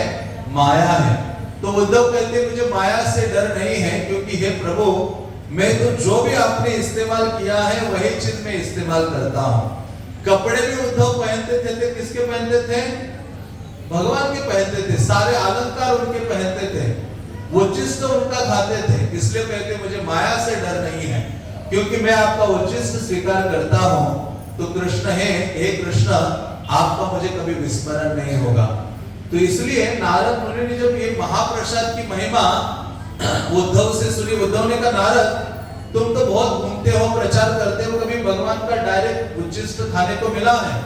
कहते अरे नहीं, मुझे तो मिला ही नहीं कहीं। कहते जाओ वैकुंठ चले जाओ। तो नारद वैकुंठ जाते हैं और जाकर क्या करते हैं? लक्ष्मी के अंडर, लक्ष्मी के नीचे पूरा दिन रात सेवा करते रहते हैं लक्ष्मी की, और जो भी भगवान की सेवा है। तो लक्ष्मी बहुत प्रसन्न होती कि अरे नारद ने इतनी सेवा की है तुमने, मैं तुम्हें क्या दे दूं? अभी नारद कोई पैसे थोड़ी मांगेंगे। नारद ने क्या मांगा कि हे लक्ष्मी माता, आप ही तो किचन के इंचार्ज हो, है ना, आप भगवान को खिलाती हो, नारायण को खिलाती रहती हो। तो जब नारायण खाते हैं तो उसके बाद थोड़ा सा उच्छिष्ट क्या करो? मुझे भी दे दो। किसने बोला? किसने बोला? जोर से बोलिए, नारद। ऐसे महान महान भक्तों का नाम लेना भी इतना महान है। हाँ, भगवान के नाम लेने समान है। हाँ, तो ऐसे नारद ने जब बोला तो लक्ष्मी देवी, हाँ, जब भगवान को खिला रहे थे तो लक्ष्मी देवी थोड़ी दुखी थी। तो भगवान कहते क्या हो गया लक्ष्मी, आज आपका मुंह थोड़ा उतरा हुआ है, दुखी दुखी से लग रहे हो। कहते प्रभु ये नारद ने आपका उच्छिष्ट मांगा है और आपने तो मुझे बोला है कि मेरा उच्छिष्ट किसी को नहीं देना है। तो भगवान हंसते कहते अरे मैं ऐसे बोला हूं, लेकिन मुझे बिना पूछे दे देना चाहिए, सबको दे दो, लेकिन मुझे पूछो मत, मुझे पूछोगी तो फिर मत देना। तो उसके बाद नारद को पूरा इतना महाप्रसाद उच्छिष्ट मिला, वैकुंठ में नारद दोनों हाथों से खा रहे थे। हाँ, जब आपको अचानक प्रसाद मिलता है तो आप क्या करते, पूरा आनंद से ग्रहण करते हो। हाँ, यहाँ तक खाते हो, कंठ तक खाते हो। तो ऐसे नारद ने ग्रहण किया और नारद प्रसाद खाकर इतने नाचने लगे, आनंदित हो गए। कहते मेरा जीवन आज सार्थक हो गया, भगवान का प्रसाद मुझे प्राप्त हुआ है। तो ऐसा भ्रमण करते करते वो कैलाश में आए। हाँ, कैलाश में शिव जी के पास आए। हाँ, क्योंकि उनके भाई हैं शिव जी, नारद के क्या है, भ्राता है। तो आए तो नारद को कहते शिव जी की अरे आप इतने आनंदित कैसे हो, इतने खुश कैसे नजर आ रहे हो। जैसे कभी कहते हैं ना लोग, अरे आप भक्त लोग बड़े खुश नजर आते हो। जैसे प्रभुपाद कहते थे मेरे भक्त लोग जो है ना, हाँ, सर मुंडाते हैं, तिलक लगाते हैं, प्रसाद पाते हैं, कृष्ण की सेवा करते हैं, वो ऐसा लगता है वो सारे लोग वैकुंठ से आए हुए हैं। कैसे लगता है, वैकुंठ से। प्रभुपाद जब विदेशी लोग, विदेशी सारे लोग ऐसे कपड़े धारण करते हैं, तिलक लगाते हैं, सर मुंडन करते हैं, सारी स्त्रियां साड़ियां पहनती है, तिलक लगाती है, विदेशों में कीर्तन करते हैं, तो ऐसे लगता है मानो ये सब वैकुंठ से उतरे हुए हैं। तो प्रभुपाद कहते हैं वैकुंठ के लोग हैं सारे। तो उसी प्रकार से जब शिवजी ने देखा कि नारद बड़ा खुश है आज, तो कहा अरे आप बड़े खुश लग रहे हो, बताओ कारण क्या है। हाँ, तो कहते आज मुझे क्या मिला है, प्रसाद मिला है उच्छिष्ट भगवान का। तो कहते अच्छा, लेकिन मैं तुम्हारा भाई हूं, तो मेरे लिए कुछ प्रसाद लाए हो कि नहीं लाए हो। नारद कहते आपके लिए कुछ लाया नहीं, बल्कि शास्त्र कहते हैं कि जब आप जगन्नाथपुरी जाते हो, जगन्नाथ का प्रसाद अधिक मात्रा में लाना चाहिए। सब जीवों को सबको देने का प्रयास करना चाहिए। जितना आप प्रसाद बांटोगे दूसरों को, उतनी ही कृपा क्या होगी, आपको मिलेगी।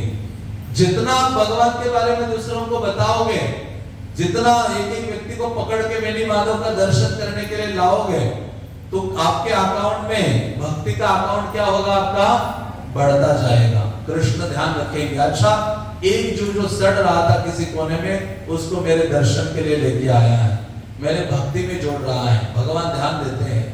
तो उसी प्रकार से इन्होंने कहा कैसा मेरा भाई है और मेरे लिए उसने प्रसाद नहीं लाया है। तो शिव जी कहते देखो तुम आए हो अभी खाकर, तुम्हारे नाखून दिखाओ मुझे, नाखून। हाँ, तो देखा नारद के नाखून में थोड़ा महाप्रसाद बचा था।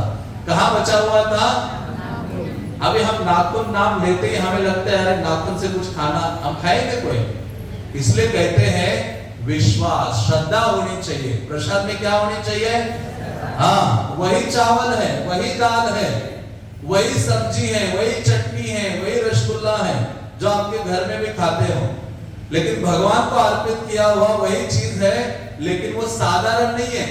अभी वो क्या है, महाप्रसाद है। क्या है, महाप्रसाद जो आपको प्राप्त होता है। हाँ?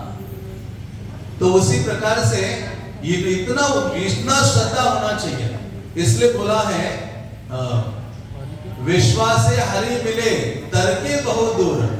विश्वास और श्रद्धा के द्वारा भगवान की प्राप्ति होती है। तो इसलिए प्रसाद को साधारण नहीं समझना चाहिए। प्रसाद जब भी मिले, ऐसे कहा गया है, दो चीजों को इंतजार नहीं करवाना चाहिए। एक है गुरु को और दूसरा है प्रसाद को। कि प्रसाद पड़ा हुआ है और आप बैठे हुए हो अपने कुछ संसारिक कामों में।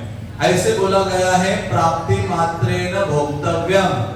जैसे प्रसाद मिले तुरंत क्या करना चाहिए, ग्रहण करना चाहिए। हाँ, और गुरु मानो आए हैं तो ऐसे ने उनको खड़ा कर दिया है और अपने भौतिक कामों में लगे हो। गुरु आते हैं तो तुरंत उनकी सेवा में लग जाना चाहिए। तो इसलिए कहा गया है कि शिवजी ने कहा देखो आपके नाखून में प्रसाद होगा, तो देखा तो नारद जी के नाखून में प्रसाद था। शिवजी ने नाखून से निकाला और खाया। इतने आनंद गदगद हो गए शिवजी, और शिवजी इतना नाचने लगे जैसा प्रलय के समय में तांडव नृत्य करते हैं। कौन सा नृत्य करते हैं? तांडव नृत्य करते। इतना नाचने लगे तो पृथ्वी देवी हिलने लगी। पृथ्वी हिलने लगी तो पृथ्वी देवी आई पार्वती के पास। पार्वती देवी को कहती है देखो आप अपने ना पति देव को जरा बताइए, समझाइए, मैं रसातल में चले जाऊंगी, ये इतना तांडव नृत्य कर रहे हैं, इतना उदंड नृत्य कर रहे हैं। तब जो पार्वती देवी है शिवजी को देखा, अच्छा ये तो रोज मैं इनको देखती हूँ, इतना नाचते नहीं है कभी, आज तो स्पेशल हो गया है, तो आज क्यों इतना नाच रहे हैं, कूद रहे हैं ऊपर नीचे। तो वो गई और जोर से बोली, हाँ जैसे पत्नी बोलती है ना पति को, तुरंत पति शांत हो जाता है। तो कहा कि अरे रहने दो, आप लोग कथा सुनो, इधर उधर ध्यान मत दो। तो शिवजी कहते हैं, हाँ पार्वती ने कहा कि आप इतना प्रतिदिन कोई उदंड नृत्य नहीं करते हो, लेकिन आज इतना क्यों नाच रहे हो? तो उन्होंने कहा आज मुझे क्या मिला है? भगवान का प्रसाद मिला है। तो पार्वती देवी कहते मुझे तो आप अर्धांगिनी कहते हो, तो मेरे लिए कुछ आधा प्रसाद रखा है क्या? शिवजी कहते आधा भी नहीं रखा ना, पूरा रखा तुम्हारे लिए, हाँ सारा मैंने ग्रहण किया है। और शिवजी ऐसे कटु वचन बोले पार्वती को कि तुम तो योग्य ही नहीं हो प्रसाद खाने के लिए, तुम्हारा तो अधिकार ही नहीं है प्रसाद के ऊपर। इतना कुछ बोल बैठे, पार्वती देवी ने छोड़ दिया स्थान, गई पूरा क्रोध में आ गई। उन्होंने कहा मैं भगवान का प्रसाद प्राप्त करके रहूंगी, मैं अकेले नहीं, इस संसार के जीव पशु पक्षी प्राणी भी प्रसाद पाएंगे, ऐसी व्यवस्था में करूंगी। तो ये जाती है और जाकर क्या करती है? तपस्या करती है। क्या पाने के लिए तपस्या हो रही पार्वती देवी की? हाँ देखो, हाँ भगवत प्रसाद का इतना महात्म्य है।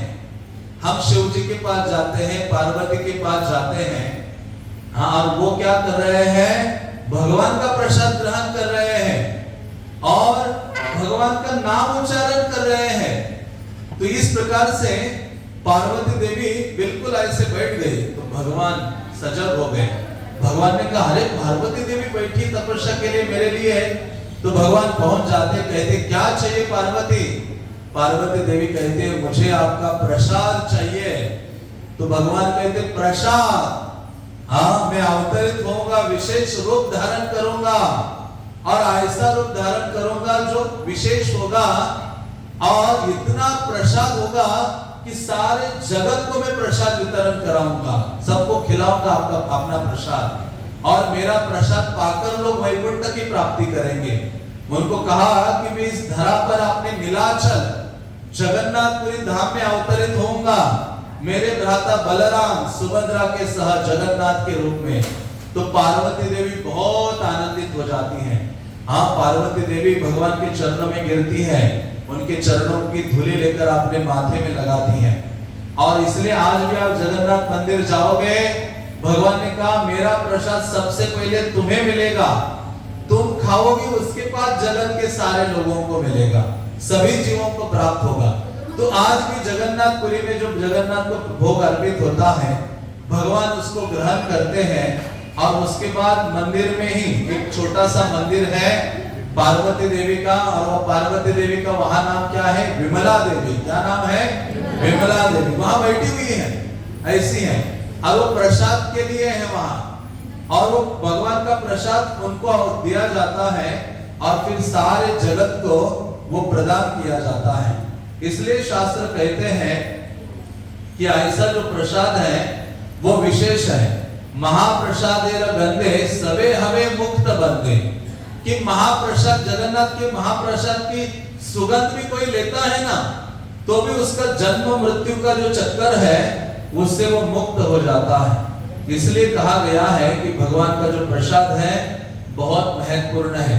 पद्म पुराण में वर्णन आता है पद्म पुराण कहता है कि क्रंदन्ति सर्व पापानि निश्वसन्ति मुहुर्मुहुर् हा हा कृत्वा पलायन्ते जगन्नाथान्न भक्षणा। वो कहते हैं कि क्रंदन्ति सर्व पापानि, यदि कोई व्यक्ति ने जगन्नाथ का प्रसाद हाथ में लिया ना तो उसके जीवन में जितने पाप है ना वो रोने लगते हैं। क्या करने लगते हैं? क्या करने लगते हैं? हाँ, कष्ट क्यों आते जीवन में? पापों के कारण। पाप ही हमारे कष्टों का कारण है। जगन्नाथ का प्रसाद हाथ में लिया तो पाप जितने हमारे जीवन में हैं वो रोने लगते हैं कि आगे हमारी कोई गति नहीं है। और वो कहते हैं निश्वसन्ति मुहुर्मुहुर्, मतलब जोर जोर से सांस लेने लगते हैं। क्या करते हैं? जोर जोर से सांस लेते हैं, रोने लगते हैं। क्यों? हा हा कृत्वा पलायन्ते, सारे पाप उसके जीवन को छोड़कर दौड़ने लगते, भाग जाते हैं। जगन्नाथ अन्न भक्षणात्, जगन्नाथ का प्रसाद ग्रहण करने मात्र से। आप कहोगे कि अरे जगन्नाथपुरी में वो प्रसाद है, अभी हमारे पास तो यहाँ नहीं है, लेकिन वहां जो जगन्नाथ को अर्पित किया गया प्रसाद है और यहाँ वेणु माधव को जो अर्पित हुआ प्रसाद है उसमें अंतर नहीं है। और कल तो आपके यहाँ जगन्नाथ जी आ ही रहे हैं प्रसाद ग्रहण करने के लिए, तो आपको सब ऐसे व्यंजन बना बना के ले जाने चाहिए और भगवान को अर्पित करना चाहिए। भगवान को ऐसे दिखाओगे भी तुलसी डालकर, भगवान को कहोगे कि हे प्रभु इसको स्वीकार कीजिए, जगन्नाथ उसको स्वीकार करते हैं। हाँ, आपको पता है जगन्नाथ रथ यात्रा कल है जगन्नाथपुरी में भी, और आपका परम सौभाग्य कि कल आप भी जगन्नाथ का रथ खींच रहे हैं यहाँ। तो जब जगन्नाथ जी का रथ यात्रा होती है कल, तो जब भगवान का रास्ता 3 किलोमीटर का वहां रास्ता है, वो भगवान श्री मंदिर से लेकर गुंडीचा मंदिर तक जाते हैं और रास्ते में बीच में एक स्थान आता है, उसका नाम है बलगंडी, जहां भगवान रुक जाते हैं। क्यों रुकते हैं? क्योंकि उनको रास्ते में भूख लगती है, थोड़ा सा कुछ खाना होता है। हाँ, तो क्योंकि सुबह से उठे हुए रथ यात्रा के दिन रथ के ऊपर बैठे हैं, तो अभी थोड़ा प्रसाद भोग चाहिए उनको, तो बलगंडी एक स्थान है, वहां रुकते हैं।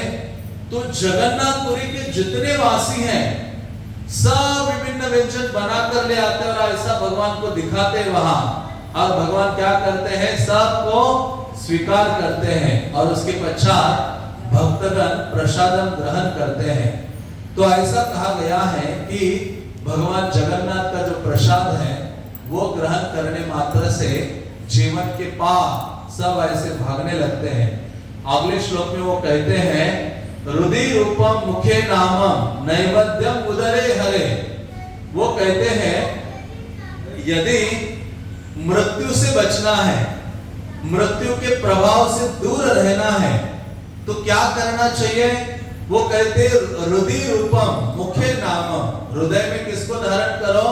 भगवान जगन्नाथ को धारण करो। किसको धारण करो? जगन्नाथ को।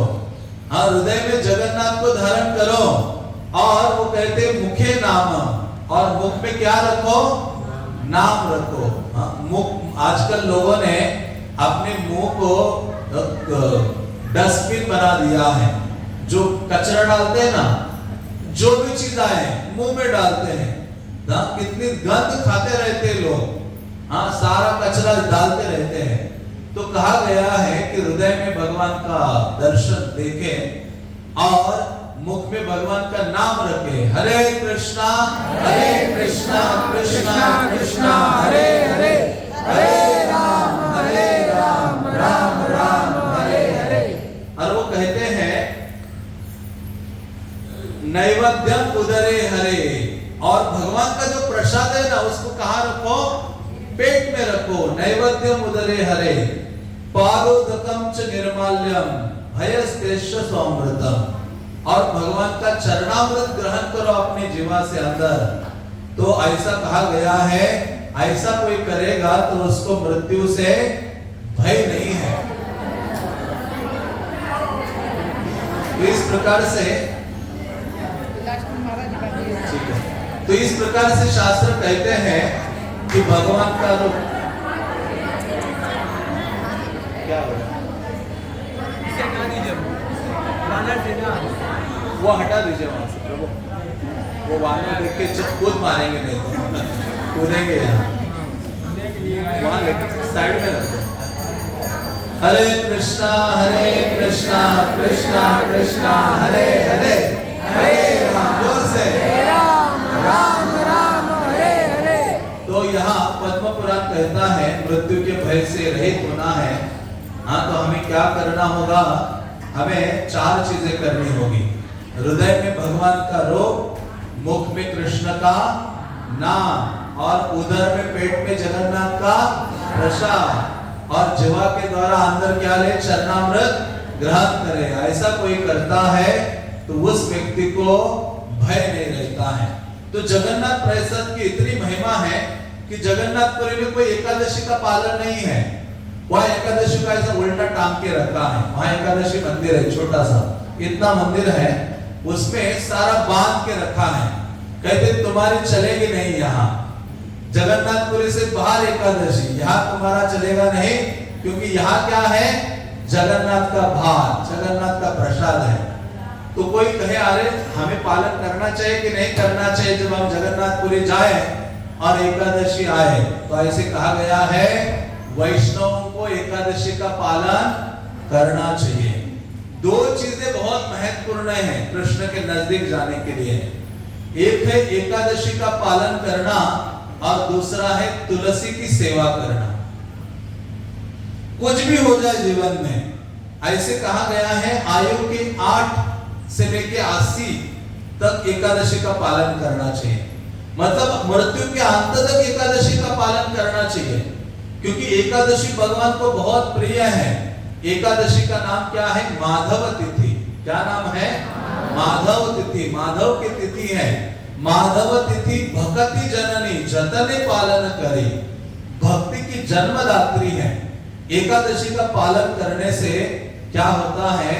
भक्ति जन्म लेती है हमारे हृदय में, भगवान के प्रति अनुराग बढ़ता है। इसलिए 15 दिन में एक बार आती है, वो भगवान का अपना दिन है, स्पेशल डे है। वो उस दिन व्यक्ति को अन्न नहीं ग्रहण करना चाहिए, क्योंकि उस दिन भगवान ने कहा है जो पाप पुरुष है वो अन्न में जाकर निवास करता है, इसलिए अन्न नहीं खाना है। जब अन्न खाओगे तो उस दिन सारे सबके पाप आपको ही गाने पड़ते हैं, और पाप का बोझा बढ़ेगा तो ये हरे कृष्ण मंत्र बोलना भी भारी हो जाएगा। हाँ, हरे का नाम लेना इतना सरल नहीं है। जितना पाप का बोझा बढ़ेगा उतना मुख में नाम नहीं आएगा। तो इसलिए, और दूसरा क्या है? तुलसी की सेवा करना। तुलसी क्या है? भगवान तो जितना भोग लगाओ भगवान देखेंगे भी नहीं यदि उसमें क्या ना हो? तुलसी ना हो। हाँ, भगवान तुलसी के द्वारा स्वीकार करते, इसलिए लक्ष्मी देवी तुलसी से ईर्ष्या करती है। वो कहती कि अरे मैं तो चरणों में भगवान का दबाती रहती हूँ, सेवा करती हूँ, लेकिन गुरुवार को मेरे भक्त मेरी पूजा करते छुप के। लक्ष्मी कहती मुझे कभी कभी जाना पड़ता है इधर उधर। अभी देखो कितनी विचित्र बात है, नारायण की सेवा नहीं करते, लोगों ने किसको पकड़ के रखा है? लक्ष्मी को पकड़ के रखा है।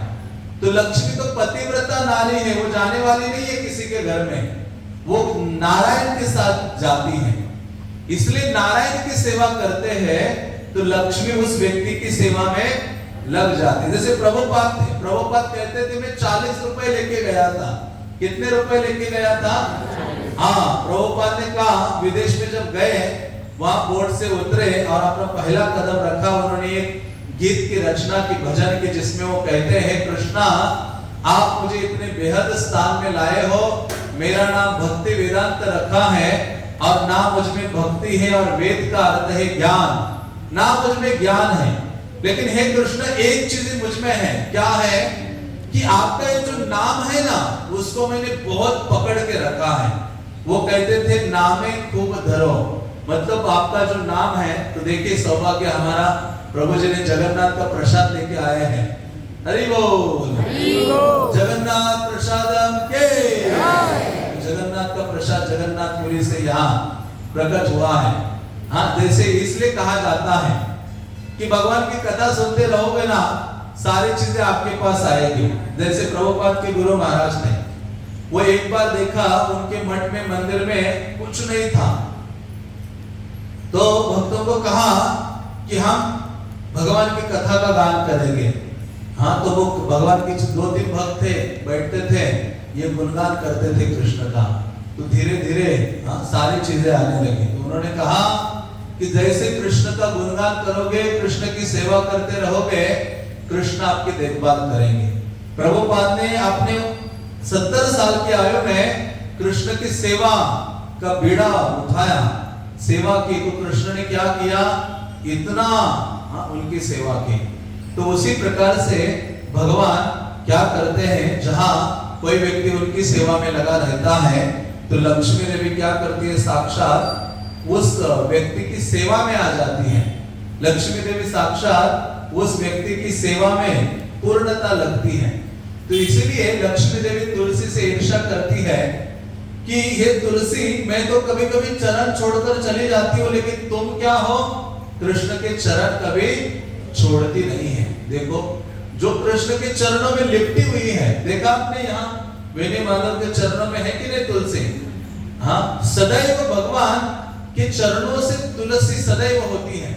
और भगवान की सेवा भगवान स्वीकार करते हैं तुलसी के द्वारा सेवा। इसलिए तुलसी ये भगवान का ही अवतार है। कौन सा अवतार है? वृक्ष अर्चा अवतार। कौन सा अवतार?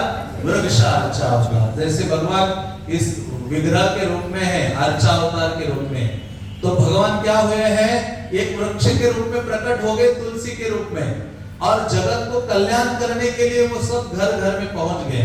तो कोई व्यक्ति तुलसी की सेवा करता है, तुलसी को जल देता है। प्रभुपाद कहते थे कि तुलसी रोज तुलसी को जल दिए बिना मुंह के अंदर कुछ जाना नहीं चाहिए, ऐसा प्रभुपाद कहा करते थे। दिन की शुरुआत हो जानी चाहिए, तुलसी को जल दे। हाँ, तो उससे क्या होगा, क्योंकि तुलसी महारानी क्या है, कृष्ण को देने वाली है। इसलिए आप देखो, सुबह मंगल आरती में आप आते हो कभी मंदिर में, तो आप देखते हो सुबह सुबह तुलसी की पूजा करते हैं कि नहीं यहाँ? और उसमें हम बोलते हैं कि क्या है, राधा कृष्ण सेवा पाओ, कि आप राधा कृष्ण की सेवा प्राप्त होगी आपकी सेवा के द्वारा। और हे तुलसी महारानी, आप क्या कीजिए, सेवा अधिकार दियो कर निज दासी। तुलसी सेवा का अधिकार देती है, कृष्ण की सेवा का। इसलिए ये 2 चीजों का सेवा करना जरूरी है। एक है उपवास। उपवास शब्द का अर्थ क्या है? हाँ, मतलब नजदीक जाकर भगवान के निवास करोगे आप, यदि उपवास एकादशी का रखते हो। तो प्रभुपाद ने कहा, कुछ लोग होते हैं कि एकादशी का उपवास रखेंगे, कुछ खाएंगे नहीं, लेकिन सोते रहेंगे, बस देखेंगे कि अभी व्रत तोड़ने का टाइम कब होगा, पूरे दिन में इसी की चिंता। प्रभुपाद ने कहा, खाओ एकादशी के दिन, हाँ, फल खाओ, एकादशी के व्रत की चीजें खाओ, लेकिन पूरे दिन सेवा करो कृष्ण की, हरि नाम का जप करो। इसलिए प्रभुपाद ने इस्कॉन में एकादशी फीस्ट, हाँ, एकादशी का उत्सव मानना शुरू किया है। तो इस प्रकार से 2 चीजें बहुत महत्वपूर्ण हैं। तो जगन्नाथपुरी में वहाँ के कुछ जो लोग हैं, जगन्नाथ के निजी सेवक, वो तो एकादशी का शायद पालन करते हैं, नहीं करते हैं, लेकिन हम भगवान की ओर अग्रसर होना चाहते हैं, तो हमें क्या करना चाहिए, एकादशी का पालन अवश्य करना चाहिए। एकादशी का पालन और तुलसी की सेवा ये करेंगे तो कृष्ण के नजदीक हम पहुंचेंगे। तो ऐसे जो भगवान जगन्नाथ है, उनका जो प्रसाद है, वो देवी देवता गण भी प्राप्त करने के लिए सदैव तत्पर रहते हैं। और ऐसे भगवान जगन्नाथ को एक चीज से भी और अधिक आनंद प्राप्त होता है, और वो है यदि कोई व्यक्ति उनके सामने कीर्तन आदि करता है। हाँ, इसलिए जब जगन्नाथपुरी में रथ यात्रा निकलती है, तो श्री चैतन्य महाप्रभु अपने भक्तों के समेत रथ यात्रा के सामने आप कीर्तन के लिए तत्पर होते थे। 7 भक्तों की बड़ी बड़ी टोलियां बनाते थे, ये 4 टोली रथ के आगे, 1 टोली रथ के पीछे, 1 टोली रथ के दाएं बाएं, और मतलब जगन्नाथ को घेर लिया है। कीर्तन टोली ने क्या किया है, घेर लिया है। और 18 मृदंग बजते थे। कितने? एक साथ 18 मृदंग बज रहे हैं, कितने करताल बज रहे हैं, भक्त गा रहे हैं और नाच रहे हैं। इतना जल्लोष होता था जब जगन्नाथ रथ में निकलते थे। और जगन्नाथ को वो भी महाप्रभु का रथ यात्रा का लीला भी बहुत बड़ा है, हमारे पास टाइम नहीं है। लेकिन चैतन्य महाप्रभु रथ यात्रा में क्या करते थे, जगन्नाथ रथ के सामने नृत्य किया करते थे और 7 जो टोलियां बनाई थी एक साथ सातों में नाचते थे। हाँ, 7 रूप चैतन्य महाप्रभु धारण करते थे, नाचते थे। तो जगन्नाथ जी क्या करते थे, रथ के ऊपर से चैतन्य महाप्रभु सामने नृत्य कर रहे हैं, इतना उदंड नृत्य करते थे भावावेश में आकर के उनके आगमन से आंसुओं की पिचकारियां निकलती। आंसू धारा कैसे निकलते थे, जैसे आप होली में पिचकारी खेलते हो ना, वैसी पिचकारी मानो आके लग जाते थे। हाँ, और एक भक्त था उस महाप्रभु के आगमन के जल को पीता था, उनका नाम था शुभानंद। तो ऐसे चैतन्य महाप्रभु जगन्नाथ के प्रेम से भाव विभोर होते थे और रथ यात्रा के दिन पूरा हाथ ऊपर करके उदंड नृत्य करते थे, जगन्नाथ की प्रसन्नता के लिए गाते थे जोर जोर से। हाँ, ऐसा करने मात्र से जगन्नाथ प्रसन्न हो जाते हैं। और जगन्नाथ जी क्या करते थे, अपने रथ को रोक देते थे कि अरे रुको, अभी मुझे जरा नृत्य और कीर्तन सुनने दो, चैतन्य महाप्रभु और भक्त लोग गा रहे हैं। तो इसलिए कल रथ यात्रा है, भगवान जगन्नाथ रथ के ऊपर विराजमान हो रहे हैं। तो जब हम रथ यात्रा में भाग लेते हैं तो कैसे लेना चाहिए, बड़े उत्साह के साथ लेना चाहिए। बाकी सारे कार्य कल के लिए छोड़ देने चाहिए। कल का दिन किसी को समर्पित करना चाहिए, जगन्नाथ को। जब जगन्नाथ आए हैं, वे मेरे लिए आए हैं। भावना क्या है, मैं पतित व्यक्ति हूं, ऐसे नहीं कि दूसरों के लिए आए हैं। ये होना चाहिए कि भगवान मेरे लिए आए हैं और मैं जाऊंगा भगवान का स्वागत करने के लिए। इसलिए हम कहते हैं ना, जगन्नाथ स्वामी नयन पथगामी। ये जगन्नाथ आप आ जाइए मेरे नेत्रों से, मेरे हृदय में है, हाँ प्रवेश कीजिए। तो इस प्रकार से जगन्नाथ जी चैतन्य महाप्रभु का नृत्य और गान देखा करते थे। रुक जाता था रथ, और जब रथ रुकता था चैतन्य महाप्रभु नाचते नाचते कभी कभी रथ के पीछे चले जाते थे। तो रथ आगे कितना भी खींचने का प्रयास करो, नहीं खींचा जाता था। राजा ने घोड़े लाए, हाथी लाए, रथ को खींचा, हजारों लोगों ने, रथ कस के बस नहीं हो रहा था। लेकिन चैतन्य महाप्रभु ने क्या किया, पूरा अपना माथा लगा के रथ को पीछे से ढकेला। हाँ, तो रथ आगे जाने लगता है। यह चैतन्य महाप्रभु आगे आगे कीर्तन करते हुए तो जगन्नाथ जी चलने लगते हैं। तो इस प्रकार से चैतन्य महाप्रभु ने ये रथ यात्रा की जो कीर्तन विधि आदि है वो हमें दी है।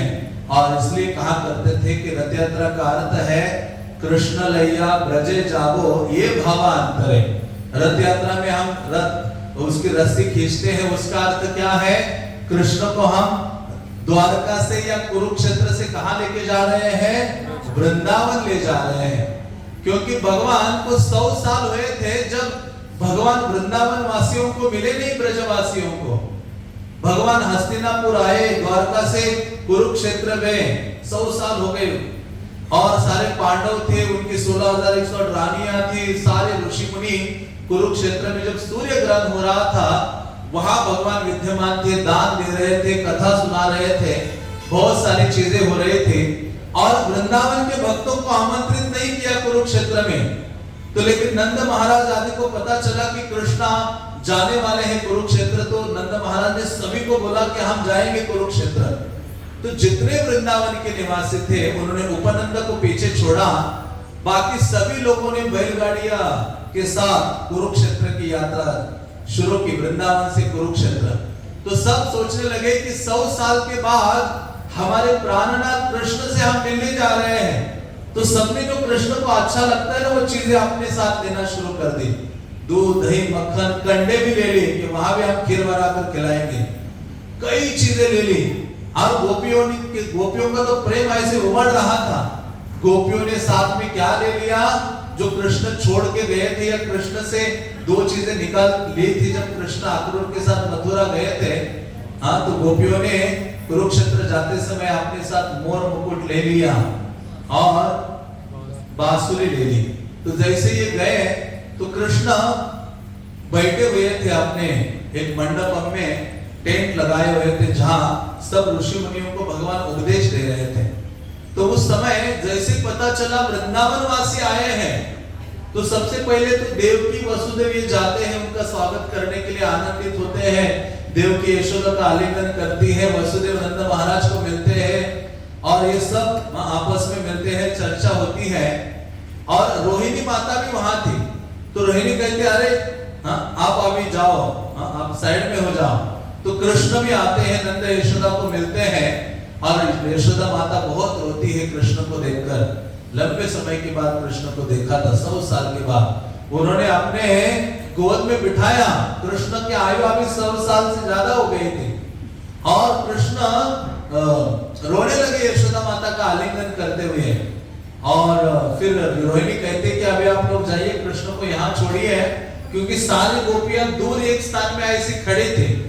गोपियां सोच रही थी कि कब हम कृष्ण से मिलेंगे, हाँ उनके बिना तो हम अपना प्राण भी धारण नहीं कर सकती। तो ऐसे गोपियों के हृदय में बहुत बड़ी उत्कंठा थी कृष्ण को देखने की, कृष्ण को मिलने की, कृष्ण की सेवा करने की, कृष्ण से वार्तालाप करने की। कृष्ण को दूर से देखा तो मानो कृष्ण को उन्होंने पी लिया अपने आंखों से। भागवत में शुक्रदेव गोस्वामी कहते हैं कि गोपियां क्या करती है, कृष्ण को पी लेती है, उनके सौंदर्य का पान करती है। इन आंखों का फल यही है, ये आंखों में मोतियाबिंद होने वाला है, आंखें बंद होने वाली है, घर वाले खोलेंगे तो भी खुलने वाले नहीं है। मृत्यु के समय कहाँ खुलती है आंखें? हाँ तो अभी जितनी आंखें अभी देख पाती है तो किसको देखो? वेणी माधव को देखो, उनके सौंदर्य को देखो। जब हम भगवान को देखते हैं तो भगवान अपने आंखें बड़ी करके हमें देखते हैं तो हम आनंदित होते हैं, फिर भगवान और आनंदित होते हैं। तो जब रोज भगवान को हम देखने आएंगे, और केवल देखने से काम नहीं, सेवा करने भी होगी, है ना। आप कोई कहेगा नहीं मैं रोज आपको देखने आऊंगा और कहेगा अरे मुझे पानी चाहिए, थोड़ा सा पानी दे दो। नहीं, आपको देखेंगे बस हम, आप भूखे रहो प्यासे रहो, हम आनंद ले रहे हैं आपको देख के नहीं। सेवा, प्रेम का लक्षण क्या है? सेवा। अब एक युवती, एक कन्या का मानो शादी हो गया और नया शादी हुआ है और उसका पति है और वो दिन में ऑफिस में गया और ऑफिस से घर आने का टाइम हो गया। तो इसने क्या किया, एक कुर्चली दरवाजे में बैठ गई और जैसा ही पति आया उसको बोलने लगी आई लव यू, मैं आपसे बहुत प्रेम करती हूँ, बहुत प्रेम करती हूँ। वो कह रहा अरे बहुत प्यास लगी है। नहीं बस आपसे प्रेम करती हूँ, आपसे प्रेम करती हूँ, मर जाओ उधर लेकिन मैं आपसे प्रेम करती हूँ। अरे भूख लगी है, प्यास लगी है। हाँ तो प्रेम का मतलब क्या है? सेवा। प्रेम का मतलब क्या है? हाँ, जहां प्रेम है वहां सेवा है, जहां सेवा नहीं है वहां कोई प्रेम नहीं है। ऐसे कहते हैं ना, जो आपके हृदय में है वो व्यक्ति चूल्हे पर भी होता है। मतलब जिसकी आप सेवा करना चाहते हो उसके लिए आप क्या करते हो? चूल्हे पर कुकिंग करते हो कि नहीं? ऐसा शास्त्र कहते हैं। तो उसी प्रकार से केवल बोलने से नहीं होगा, क्या करना पड़ेगा? सेवा करनी पड़ेगी। इसलिए कहते हैं सेवन मुखे ही जीवादो स्वयमेव स्फुरति राधा। भगवान की सेवा करनी होगी और सेवा की शुरुआत कहां से होती है? जीभ से होती है। कहां से होती है?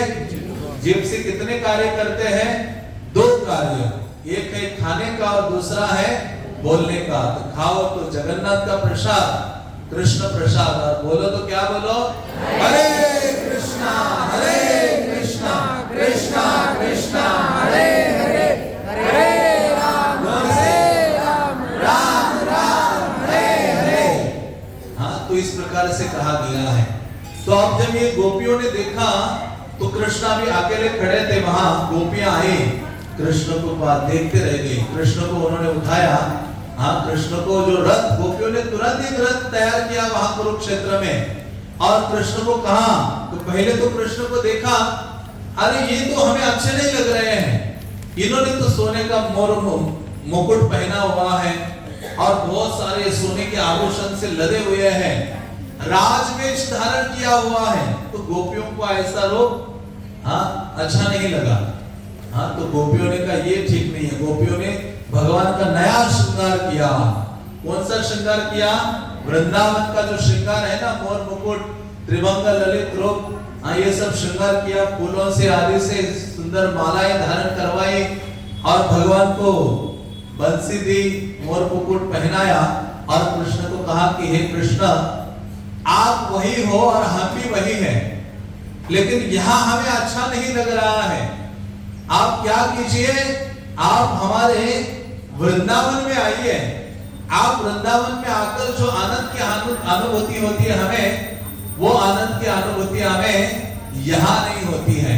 तो गोपियां कहती है कि हे कृष्ण आप चलिए। तो गोपियों ने रथ के ऊपर कृष्ण को बिठाया और बिठाकर सारे गोपियों ने क्या किया, रथ की रस्सी खींचना शुरू की और खींचते हुए गोपियां कीर्तन आदि कर रही थी।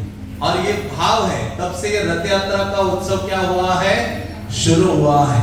जगन्नाथ जी को या कृष्ण को रथ के ऊपर कुरुक्षेत्र में बिठाया था और गोपियां राधा रानी कहती है कि मेरा मन वृंदावन है कृष्ण, इस मन में क्या हो जाइए, आपके दोनों चरणों को उदित कराइए, मन रूपी वृंदावन। इसलिए अपने मन को क्या करना है, हमें वृंदावन बनाना है। और वृंदावन कैसे बनेगा, जब इसकी धुलाई होगी, सफाई होगी। प्रभुपाद कहते थे हमारा मन कोयले से भी ज्यादा काला है। जैसे इसलिए रथ यात्रा जगन्नाथपुरी में कल है और आज के दिन वहां क्या होता है, गुंडीचा मंदिर मार्जन। मतलब भगवान एक मंदिर से दूसरी मंदिर जाने वाले 7 दिन रहने के लिए, तो वहां का जो मंदिर है, चैतन्य महाप्रभु अपने भक्तों को लेकर आज के दिन पूरा सफाई करते थे, पूरा झाड़ू लेकर पानी डालकर छोटी छोटी धूल मिट्टी आदि हर चीज को साफ करते थे। क्योंकि जब आप भगवान के मंदिर को सफाई करोगे तो आपका हृदय क्या होगा, साफ होगा, क्योंकि भगवान आने वाले हैं। इसलिए सेवा बहुत आवश्यक है। तो ऐसे गोपियों ने कहा कि हे कृष्ण आप चलिए वृंदावन। तो इसलिए यही भाव है, कृष्ण लैया ब्रजे जावो ये भावांतरे, कृष्ण को लेकर वृंदावन जाना ये भावना है रथ यात्रा की। इसलिए हम रथ यात्रा मनाते। गोपियों का भाव देखो, एक दिन के लिए कौन सा भाव धारण करना है, गोपियों का भाव, जो केवल कृष्ण के सुख के लिए जीवित थी, कृष्ण की सेवा के लिए। तो इसी प्रकार से कल रथ यात्रा का उत्सव है और भगवान जगन्नाथ अवतरित या प्रकट होने वाले हैं और भगवान अपना दर्शन देकर हमारे ऊपर कृपा करने वाले हैं। तो हमें पूरा लाभ उठाना चाहिए, कीर्तन में उत्साह से भाग लेना चाहिए, सेवा करनी चाहिए, रथ की रस्सी को खींचना चाहिए। भगवान ऐसे नहीं कि थोड़े समय के लिए जाते हो और जा भगवान आप आगे चले जाओ, मुझे अपने बहुत सारे काम हैं। जब हम हॉस्पिटल में बीमार होते हैं तो सारे काम कैसे एक जगह रह जाते हैं कि नहीं, घर अपनी जगह रहता है, सारी चीज अपने अपनी जगह होती है और हम अकेले हॉस्पिटल के बेड में पड़े होते हैं। और यहाँ भगवान आज आए हैं तो क्या करना है हमें, भगवान कहते हैं मेरे लिए थोड़ा सा टाइम निकालो, मैं आपके लिए क्या करूंगा, टाइम निकालूंगा। भगवान हमारे लिए टाइम देंगे। इसलिए कहते हैं ना, ददाति प्रतिगृह्णाति। आप जिस व्यक्ति के लिए टाइम देते हो वह व्यक्ति भी आपके लिए क्या करेगा, टाइम देगा। आप भगवान के लिए टाइम दोगे, तो भगवान आपके टाइम पर खड़े हो जाएंगे आपके लिए। भगवान गीता में कहते हैं नेहा विक्रमणा स्वस्ति प्रत्यवायु न विद्यते स्वल्पमपि अस्य धर्मस्य त्रायते महतो भयात्। जब आपके ऊपर महान भय आएगा तो उस समय मैं उपस्थित होऊंगा। क्यों? क्योंकि आपने स्वल्प थोड़ी सी सेवा मेरी की है। गीता के दूसरे अध्याय में कृष्ण कहते हैं कि अर्जुन थोड़ी सी भी मेरी सेवा करोगे ना, तुम्हारी महान से महान भय से मैं रक्षा करूंगा। ये भगवान का वचन है। तो इसलिए भगवान के लिए हमें टाइम देना चाहिए। और ऐसे जो जगन्नाथ है कीर्तन में आनंद लेते हैं और आनंदित रहते हैं। तो एक जो व्यक्ति था, एक भक्त था जिनका नाम मणिदास माली था, वो जगन्नाथपुरी में आया तो उनके पहले उनके सारे पत्नी बच्चे माता पिता सबने शरीर छोड़ा था, अकेला था। आया और भगवान के प्रति बहुत प्रेम था। वो क्या करता था, निरंतर करताल लेके कीर्तन करता रहता था मंदिर के अंदर जगन्नाथ के सामने। और करताल क्या थी उसके पास ये पीतल वगैरह की करताल नहीं थी। नारियल है ना, नारियल, उसको 2 भागों में तोड़ा था। उसमें से नारियल निकालकर उसका जो कठिन भाग है 2 साइड में, उसमें रस्सी डाल के उसी से क्या चल रहा था उसका। भक्ति के लिए कुछ नहीं चाहिए, भक्ति के लिए इच्छा चाहिए, उत्साह होना चाहिए, भक्तों की आज्ञा का पालन करने की तत्परता होनी चाहिए। जैसे वैष्णव कहे वैसा करेंगे तो हम भगवान की ओर बढ़ेंगे। तो ये कीर्तन करते थे तो वहां पास में ही एक भक्त, एक दूसरा जो भगवान का सेवक पंडा, वो कथा करता था एक विष्णु पुराण वगैरह की। तो ये जोर शोर से जगन्नाथ के लिए कीर्तन कर रहे थे। तो इन्होंने कहा अरे ये क्या है, ये हमें बाधा कर रहा है कथा में। हाँ, तो सब लोग गुस्सा हो गए, उससे वो करताल छीन ली उसकी, उसको भगा दिया वहां से। वो गया और दुखी हो गया और ध्यान करने लगा, भगवान कैसे आप रक्षक हो, जो आपकी शरण ग्रहण करता है आप उसकी रक्षा करते हो, मुझे तो नहीं लगता है, आज मुझे भार कर दिया है। तो भगवान क्या करते हैं, भगवान को कीर्तन बहुत पसंद है, हरे कृष्ण मंत्र। हाँ, जगन्नाथ जी आनंदित होते हैं। तो उस समय भगवान राजा को आदेश देते हैं कि उस मेरे भक्तों को फिर से उसका वो करताल नारियल वाली दे दो, उस नारियल वाली करताल की आवाज से ही मुझे आनंद मिलता है, उसको दे दो और उसको बोलो मेरे सामने कीर्तन करे। और ये जो विष्णु पुराण की कथा करने वाला पंडा है ना, उसको बोलो लक्ष्मी के मंदिर में जाए, वहां कथा करे। तो इस प्रकार से वो जो भक्त है वो आता था और भगवान के सामने क्या करता था, कीर्तन करता था। तो भगवान ऐसे प्रेमी है। उसी प्रकार से एक गीत होता था, गीत गोविंद, जयदेव गोस्वामी ने एक काव्य लिखा गीत गोविंद। जगन्नाथ जी उसको सुनने के लिए बहुत आतुर रहते थे। एक बार एक जो युवती है, एक लड़की अपने खेतों में बैंगन तोड़ते तोड़ते वो गा रही थी उस गीत को, कीर्तन को। तो जगन्नाथ जी अपना मंदिर छोड़कर गए, उसके पीछे पीछे चल रहे थे ऐसे। वो आगे बैंगन तोड़ते हुए गाते हुए जा रही है और ये पीछे पीछे सुन रहे हैं, मतलब इतने आकर्षित हो जाते हैं। इसलिए भगवान को कीर्तन प्रेमी कहा गया है, गीत गोविंद से इतना अधिक प्रेम है। तो भगवान जब वो बैंगन के खेत में उसके पीछे चल रहे थे, तो उन्होंने जो वस्त्र पहने थे वो सारे बैंगन के जो बड़े बड़े कांटे थे वो लग के फट गए थे। जब भगवान वापस आ गए, भोग लगाने का टाइम हो गया, पुजारी ने घंटी बजाई, भगवान आके बैठ गए। देखा अरे भगवान के सारे जगन्नाथ के कपड़े फटे हुए हैं। तो भगवान कहते हैं मैं गया था कीर्तन सुनने के लिए। क्या सुनने के लिए? हाँ, जयदेव गोस्वामी द्वारा जो रचित गीत गोविंद है उसको सुनने के लिए गया था। आप क्या करो, वो जो लड़की है ना, युवती, उनको यहाँ ही जगन्नाथपुरी में निवास दिलाओ और उसको बोलो रोज शाम को आकर मुझे सुनाया करे। तो प्रतिदिन रात्रि में भगवान को नींद नहीं आती है। जब तक वो गीत गोविंद कीर्तन वो सुनते नहीं है तब तक जगन्नाथ सोते नहीं है। गीत गोविंद को सुनेंगे तभी सोएंगे, क्योंकि गीत गोविंद में क्या है, वृंदावन की चर्चा है। किसकी चर्चा है? हाँ, क्योंकि कल हमने चर्चा की थी कि भगवान तो आकर्षित होते हैं, वृंदावन वासियों के प्रति आकर्षित होते हैं, क्योंकि वृंदावन वासियों की भक्ति और जो प्रेम है वो सर्वाधिक है। तो जगन्नाथ की असीम असीम कथाएं हैं, बहुत सारा भंडार है जगन्नाथ कथा और उनके भक्तों का, लेकिन समय के अभाव के कारण हम आगे बढ़ेंगे नहीं। लेकिन एक महत्वपूर्ण कथा मैं आपको सुनाऊंगा जो बड़ी शिक्षाप्रद है। भगवान के कई सारे तो भक्त हुए हैं, जिनके लिए भगवान रो पड़ते थे। जैसे कर्माबाई जिनको खिचड़ी खिलाते थे तो भगवान तो दौड़ के जाते थे, लेकिन एक दिन भगवान राजा जब गए उनके सामने तो देखा भगवान जगन्नाथ रो रहे हैं। तो उन्होंने कहा कि प्रभु आप आज क्यों रो रहे हो जगन्नाथ जी? कहते हैं मेरी माता नहीं रही, आज मेरी माँ नहीं रही। जगत में जो मुझे क्या खिलाते थे, खिचड़ी खिलाते थे। तो राजा कहते हैं कि हे प्रभु, उसका प्रेम आपके प्रति बहुत अधिक था, सेवा बहुत आपकी सेवा करते थे। हाँ, हमारे अंदर तो उतना प्रेम नहीं है। राजा कहता है कि आप क्यों जल्दी क्यों लेके गए उसको, आप ही तो लेके जाने वाले हो। कहते मैं चाहता हूं मेरे भक्त इस जगत में ज्यादा ना रहे, ये जगत बड़ा दुखमय है, बड़ा कष्टमय है, इसलिए मैं अपने भक्तों को क्या करता हूं, मेरे धाम जल्दी लेकर जाता हूं। हाँ, तो उस प्रकार से कहता है राजा कि हे प्रभु, जैसे कर्माबाई का प्रेम आपके प्रति था, जैसे स्वादिष्ट खिचड़ी वो आपको खिलाते थे, उतना तो प्रेम हमें नहीं है, लेकिन खिचड़ी खिलाएंगे आपको और सुबह सुबह खिलाएंगे। सबसे पहले भगवान क्या खाते उठकर, यही जगन्नाथ की खिचड़ी, कर्माबाई की खिचड़ी। तो राजा कहते हैं कि खिचड़ी खिलाएंगे और उस खिचड़ी का नाम भी वही रहेगा, कर्माबाई की खिचड़ी। हाँ, तो जगन्नाथ आज भी सुबह उठते हैं तो आपने उस भक्त ने जो सेवा की, इसलिए भगवान की सेवा जो है उससे पीछे नहीं हटना है। हाँ, सेवा करते करते प्राण त्याग करने का हमें मिले सौभाग्य, उसके बढ़कर कुछ नहीं है। इसलिए प्रभुपाद कहते थे कि मैं तो उस योद्धा के समान बनना चाहता हो जो युद्ध करते करते उसकी गर्दन कट गई है, उसके हाथ में तलवार है, गर्दन कट गई है, लेकिन फिर भी हाथ चल रहा है और हाथ चलाते चलाते कई सैनिकों को मार रहा है, वो काट रहा है। मैं वैसा बनना चाहता हूं, मतलब मैं अपने अंतिम श्वास तक क्या करना चाहता हूं, कृष्ण की सेवा करना चाहता हूं। देखो प्रभुपाद ने वही किया।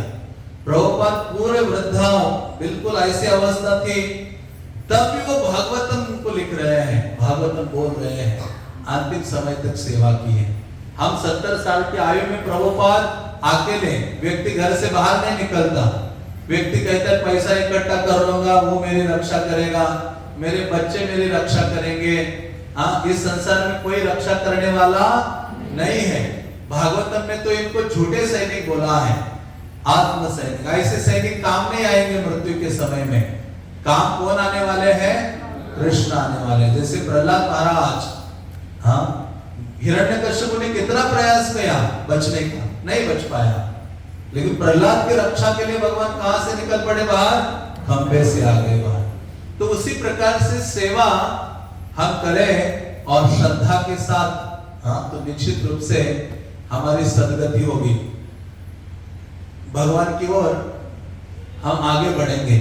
तो इसलिए कहा गया है कि ऐसे जो जगन्नाथ है, हाँ, उनकी सेवा या भगवान की सेवा अंत तक हमें करने का प्रयास करना चाहिए। तो उसी प्रकार से जब कर्माबाई ने वो सेवा की तो जगन्नाथ उनके लिए रो रहे थे। ऐसे हजारों भक्त थे, तो उनमें से एक भक्त हुए हैं जिनका नाम था विष्णुप्रिया।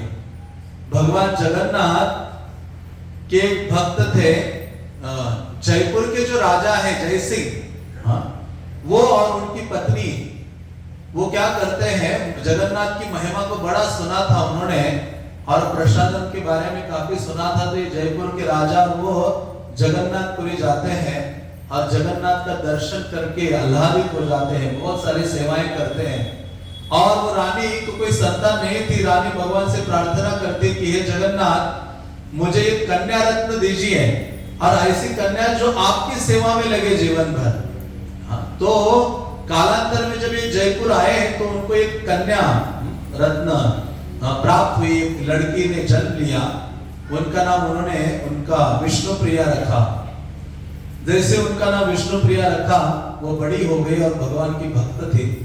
और उनकी जो माँ है, ये जो रानी, ये इतनी बीमार हो गई कि बेड पर ही गिरी हुई थी हमेशा, बीमार, इतने सारे वैद्य सब लगाया, दवाइयां, ये कुछ काम नहीं कर रहा था। हाँ, तो वो विष्णुप्रिया, उनकी जो लड़की थी, बेटी, वो कहती जगन्नाथ जी सुन नहीं रहे, भगवान कोई सुन नहीं रहे हैं, आप ठीक नहीं हो रही हो। तो कुछ दिनों के बाद देखा कि जयपुर में एक व्यक्ति, जगन्नाथपुरी से आया हुआ एक साधु, जगन्नाथ का महिमा कीर्तन गाते गाते, कीर्तन करते करते जा रहा था। जब वो आवाज सुनी तो ये जो राजकुमारी थी, इन्होंने अपने सेविका को भेजा, ये कहां से आया है वो व्यक्ति। तो उन्होंने कहा कि मैं जगन्नाथपुरी से आया हूं। तो वो जगन्नाथ का प्रसाद उसके साथ था। उसने कहा ये रानी को ये जगन्नाथ का प्रसाद दे दो।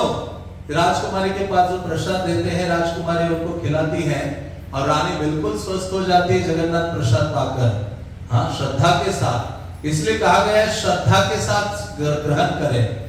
तो फिर क्या हो गया कि कालांतर में जगन्नाथपुरी से जगन्नाथ की सेवा करने वाला एक सेवक जयपुर आया और राजा के पास कुछ दिनों के लिए वहां रहा।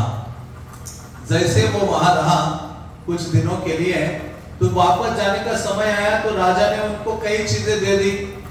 राजा ने उनको सुवर्ण वगैरह दिया या कई ऐसी भेंट दी कि आप अभी वापस जा रहे हो तो आप उसको स्वीकार करो और लेकर जाओ जगन्नाथ जी के लिए, अपने लिए ले जाओ। तो ये राजकुमारी जो थी विष्णुप्रिया, उन्होंने सोचा कि मुझे भी जगन्नाथ के लिए कुछ देना चाहिए। तो राजकुमारी सोचने लगी कि मैं क्या दूं भगवान जगन्नाथ के लिए। तो उसने एक छोटे बक्सा लेकर आ गई और उसमें कुछ डाला छोटे से बक्से में और वो उस पुजारी के पास दिया और कहा कि आप ले जाइए और ये जगन्नाथ को दे दीजिए। जैसे वो पुजारी गया तो रास्ते में उसका पूरा ध्यान इस पर था, किसका, कि राजकुमारी ने बक्से में दिया क्या है।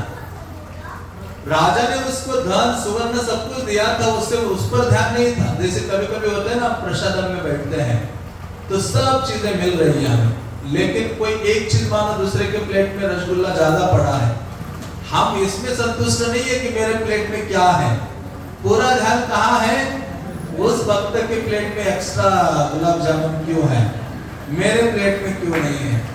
तो ये पुजारी इसके साथ भी ऐसे ही हो गया। रास्ते में उसको राजा ने धन आदि सब कुछ दे दिया था, लेकिन वो उसका ध्यान यही था कि राजकुमारी ने क्या दिया है। रास्ते में जाते जाते जैसे जगन्नाथपुरी नजदीक आए तो उन्होंने वो बक्सा तोड़ दिया और उसके अंदर से निकाला, तो क्या निकला, एक कागज का टुकड़ा निकला। उन्होंने कहा ये राजकुमारी पागल है, कोई कागज का टुकड़ा भेजती है क्या जगन्नाथ के लिए। वो कागज का टुकड़ा ऐसे करके उन्होंने फेंक दिया और वो गया अपने घर, सो गया आराम से। तो रात्रि में भगवान जगन्नाथ उनके स्वप्न में आ जाते हैं, और जैसे भगवान जगन्नाथ उनके स्वप्न में आते हैं, स्वप्न में आकर क्या करते हैं, जगन्नाथ कहते हैं कि अरे तुम अपने लिए स्वयं के लिए जो चीज तुम्हें मिली थी वो तो तुम लेकर आ गए, लेकिन राजकुमारी ने जो मेरे लिए भेजा था वो तुम लेकर नहीं आए हो। हाँ, तो आके देखो, तुम उठो और वो जो कागज का टुकड़ा था वो आकर देखो, मैंने अपने छाती में लगा के रखा है, जहां इन्होंने फेंका था भगवान ने उसको उठाया था और अपने छाती में लगाकर मंदिर के अंदर भगवान ऐसे बैठे थे। ये पुजारी जब सुबह गया देखा कि क्या है, जगन्नाथ की छाती में क्या लगा हुआ है, तो देखा वो कागज का टुकड़ा है जो किसने भेजा था, राजकुमारी ने भेजा था। तो राजकुमारी ने वो भेजा था, तो उसमें राजकुमारी सोच रही थी क्या दूं भेंट क्या दूं। पहले सोचा चलो सोने का सिक्का देती हूँ, फिर सोचने लगे राजकुमारी आ रहे हो तो लक्ष्मीपति है, उनके पास कुछ कमी थोड़ी है, क्या दूं उनको। तो राजकुमारी ने कहा, राजकुमारी ने उसके ऊपर एक श्लोक लिखा था, और उस श्लोक में राजकुमारी ने क्या लिखा था, राजकुमारी कहती है कि हे कृष्णा, हे जगन्नाथ, आपको मैं क्या दूं, आप तो लक्ष्मी के पति हैं, आपके पास सभी प्रकार का ऐश्वर्य है, हाँ, मेरे पास और कुछ देने के लिए नहीं है, लेकिन मैं जानती हूं कि एक चीज आपके पास कमी है जो आपके पास नहीं है। और वो क्या नहीं है जगन्नाथ के पास, बताइए क्या नहीं होगा। जगन्नाथ जी के पास एक चीज की हमेशा कमी है, इसलिए उनका ये रूप ऐसा है। चैतन्य महाप्रभु कृष्ण है, कृष्ण जब कृष्ण के लिए रोते हैं तो उनको बोला जाता है चैतन्य महाप्रभु। क्या, कृष्ण जब राधा रानी का भाव धारण करके कृष्ण के लिए रोते हैं तो वो कौन है, चैतन्य महाप्रभु। और कृष्ण जब राधा रानी के लिए रोते हैं तो वो कौन है, जगन्नाथ। कौन है, सरल भाषा में जगन्नाथ कौन है, कृष्ण जब किसके लिए रोते हैं, राधा रानी के लिए रोते हैं, तो उनको क्या बोला गया है, हाँ, इसलिए उनका ऐसा रूप है। तो ये जो राजकुमारी थी जयपुर की, उन्होंने कहा, उनका नाम विष्णु प्रिया था, भगवान की प्रिया थी।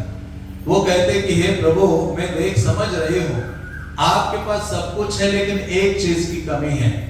क्या कमी है, जो आप जब वृंदावन से चले आए मथुरा द्वारका, तब छोड़कर आ गए थे वृंदावन में, हाँ, वो क्या था, क्या था, नहीं, बांसुरी भी नहीं थी, ना मोर मुकुट था आदि। हाँ, भगवान क्या छोड़कर आए थे, अपना मन छोड़कर आ गए थे वहां। इसलिए वो कहते कि हे प्रभु, आप अपना मन छोड़कर आ गए वृंदावन में, और अभी आप द्वारका में, मथुरा में, जगन्नाथपुरी में हो, आपके पास आपका मन नहीं है, इसलिए मैं अपना मन आपको दे रही हूँ। क्या दे रही हो, मेरा मन क्या दे रही हो, आपको दे रही हो। इस प्रकार जगन्नाथ इतने गदगद हो जाते हैं, और इसलिए तो रोते हैं। 2 दिन तो हमने वही सुना, हमेशा किसकी याद आती थी, वृंदावन की, जहां हमारा मन होता है, हाँ, वहां हम जाते हैं। तो उसी प्रकार से ये राजकुमारी बहुत बुद्धिमान थी।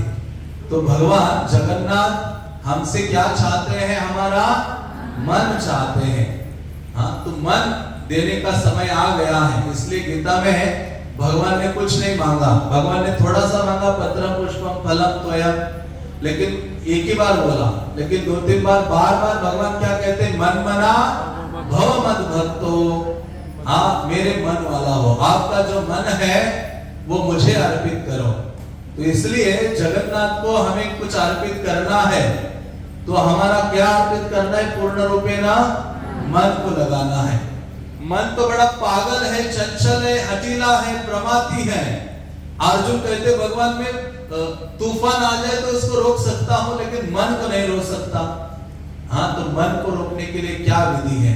कृष्ण कहते हैं अभ्यास है तो कौन्तेय वैराग्य न चक्रयते, कि अभ्यास करो, प्रैक्टिस करो और नियमों का पालन करो। तो भक्ति ऐसी नहीं है कि सब कुछ करेंगे और भगवान तुम भी और बाकी सब भी चलेगा, खिचड़ी नहीं। हाँ, भगवान जैसे आप बीमार होते हो तो आप कहोगे नहीं दवाई भी खाऊंगा और जो परहेज करने के लिए बोला गया है वो भी खाते रहूंगा। नहीं, आपको दवाई खानी पड़ेगी, साथ साथ परहेज करना पड़ेगा। तो दवाई क्या है? हरे कृष्णा कृष्णा कृष्णा हरे हरे, हरे राम राम राम हरे हरे। दवाई है भगवान का नाम लेते रहिए। और परहेज क्या है? नियमों का पालन करना, सेवा करना आदि। तो ये दोनों चीजें हमें करते रहने चाहिए। तो हमारा मन क्या होगा? कृष्ण में लगेगा। जो माला नहीं करते प्रतिदिन, वो रोज माला कीजिए, कृष्ण के साथ अपना गांठ बांध दीजिए। जैसे शादी के समय गांठ बांधते हैं ना, जितना तत्परता से बांधते आजकल उतना तोड़ने के लिए तैयार रहते हैं, कब छुट्टी हो जाए। अब देखो, कल ही मुझे हमारे एक भक्त कह रहे थे, प्रभु आजकल कोर्ट में 2 केसेस सबसे ज्यादा है। वो कहते सब अपना जो विवाह बंधन से मुक्त होना चाहते हैं, मानो मुक्ति प्राप्त करना चाहते हैं। तो हम भगवान से बंधना चाहते हैं, आप सब जगन्नाथ से। हाँ, तो बंधने का समय आ गया है, भगवान का नाम, भगवान की सेवा आदि के द्वारा। इस प्रकार से हम भगवान के हो सकते हैं। श्रील प्रभुपाद की बड़ी कृपा है कि केवल भारत में नहीं, पहले रथ यात्रा केवल जगन्नाथपुरी में होती थी, और अभी विश्व की हर देश, हर शहर में, हर देश में, हाँ, कोने कोने में जगन्नाथ जी पहुंच गए हैं। रथ यात्रा हो रही है, लोग जगन्नाथ प्रसाद प्राप्त कर रहे हैं, दर्शन प्राप्त कर रहे हैं, जगन्नाथ कथाएं हो रही हैं। हाँ, तो वो केवल श्रील प्रभुपाद के द्वारा। आप सब जानते होंगे कि इस्कॉन जब प्रभुपाद ने शुरू किया तो सबसे पहले कौन से भगवान इस्कॉन में प्रकट हो गए? जगन्नाथ, बलदेव, सुभद्रा के। आप देखो, जगन्नाथ जी प्रकट हो गए, मतलब पहले प्रभुपाद गए, प्रसाद बताया ना, प्रवचन देना, रसगुल्ला खिलाना। फिर अभी पूजा शुरू नहीं थी, कोई विग्रह चाहिए ना, मूर्ति चाहिए जिनकी सेवा सिखाऊं उस विदेशी लोगों को। तो प्रभुपाद की एक शिष्या थी मालती देवी, वो इंडियन शॉप था, दुकान, जिसमें गई, वहां देखा एक छोटी सी कुछ डॉल, एक मूर्ति ऐसे दिखाई दी। वो भारत का दुकान था, उसको लगा ये भारत की कोई वस्तु है, चलो स्वामी जी भारत के, उनको भेंट दे देती हूँ। वो गई लेकर वो छोटी सी ऐसी एक डॉल, हाँ, डॉल को क्या बोलते हैं हिंदी में? गुड़िया। हाँ, छोटी सी गुड़िया लेकर गई, और उसको लगा स्वामी जी भारत से हैं, उनको भारत की गुड़िया देंगे तो स्वामी जी खुश हो जाएंगे। तो ऐसे लेके गई, बैग से निकाला, प्रभुपाद एक रूम में बैठे थे अपने कमरे में, कहा स्वामी जी ये देखिए भारत के दुकान से गुड़िया आपके लेकर आए हो। तो जैसे उसने निकाला ना बाहर, ऐसे निकाला, तो प्रभुपाद ऐसे बैठे थे आसन पर, तुरंत नीचे उतरे और दंडवत प्रणाम किया। कहते तुमने भारत की गुड़िया नहीं लाई, पूरे विश्व के नाथ को लेकर आ गए हो, ब्रह्मांड के नाथ है, जगत के नाथ। इनको जगन्नाथ बोलते हैं। क्या बोलते हैं? जगन्नाथ। उनको पता नहीं था ये क्या है, उन्होंने कहा ये जगन्नाथ है। उन्होंने कहा ये कभी अकेले नहीं होंगे, उनके साथ और 2 भी होंगे। तो गई दौड़ दौड़ के दुकान में, देखा 2 और भी थे वहां। कौन थे 2? सुभद्रा भी थे और बलराम, तीनों को लाए। प्रभुपाद ने फिर कथा सुनाई कि ये क्या है, जगन्नाथ क्या है, बलराम सुभद्रा ये कैसे प्रकट हो गए, जैसे हमने 2-3 दिन सुना, ऐसे उनको इंद्रद्युम्न का कथा सुनाया, सिखाया। कहा साल में एक बार जगन्नाथ की रथ यात्रा होती है, बड़े बड़े रथ होते हैं, विशाल मंदिर है, इतना भोग लगता है। हाँ, क्या आप लोग, उन्होंने बोला क्या आप लोग करोगे? हाँ, ऐसे ये जो छोटे हैं इनका बड़ा मूर्ति बना लोगे? तो जो लेके आ गई थी ना मालती माता जी, उनका नाम था, उन्होंने कहा मेरे पति हैं, वो कारपेंटर का काम जानते हैं। देखो भगवान ने सबको पकड़ के लाए मानो। उन्होंने कहा वो बना सकते, उनका नाम श्याम सुंदर था। तो उन्होंने बिल्कुल जो छोटे थे उनको इतना बड़ा बनाया। तो प्रभुपाद ने कहा कि आप लोग इनका रथ यात्रा फिर जब बनाया तो उनको स्थापित किया तो केवल ऐसे रखा, तो प्रभुपाद ने कोई बड़े बड़े मंत्रों के द्वारा स्थापना नहीं की। उन्होंने कहा सरल है जगन्नाथ की सेवा, बस उनकी एक आरती करो, हाँ ऐसे आरती करो, और सबके हाथ में दिया, सबने आरती की और कहा एक ही चीज, जब भी मंदिर आओ खाली हाथ नहीं आओ। क्या नहीं आओ? हाँ, जगन्नाथ को मिलने आओ तो खाली हाथ नहीं आना है। अभी हम सब लोग आए तो खाली हाथ नहीं आए, सबके हाथ में तो मोबाइल था ही, है कि नहीं? लेकिन प्रभुपाद ने कहा जब आप भगवान को मिलने जाते हो तो उनके लिए कुछ लेके जाना चाहिए, पत्रम पुष्पम फलम तोयम, कुछ भी नहीं तो पानी। हाँ, कुछ योग्यता कुछ नहीं मेरे पास, भगवान आपके लिए पानी। हाँ, तो प्रभुपाद ने कहा ऐसे तो क्या होगा, भगवान से सेवा से प्रेम बनेगा। आप दोगे भगवान कुछ आपको देंगे, आप उनको कुछ दोगे भगवान, इससे क्या होगा, आदान प्रदान से प्रेम होगा। तब उन्होंने शुरू किया सेवा। फिर भक्तों ने पूछा ये जगन्नाथ को अच्छा क्या लगता है, तो उन्होंने कहा जगन्नाथ को ना बाहर जाना अच्छा लगता है, वो रथ यात्रा में जाते हैं। तो एक बार क्या हुआ, प्रभुपाद वहां नहीं थे, भक्तों ने भगवान को उठाया, समंदर के किनारे लेके खड़ा कर दिया और कीर्तन करने लगे। प्रभुपाद आया, अरे कहाँ गए वो, यहाँ थे। तो भक्त देखा कि वो समंदर के किनारे ले गए, नए नए लोग थे सारे। तो उन्होंने कहा वो कभी कभी बाहर, एक ही बार बाहर जाते, रोज बाहर नहीं लेके जाना उनको, वो उठाते थे बाहर ले जाते थे। उन्होंने कहा फिर क्या आप लोग रथ यात्रा कर सकते हो?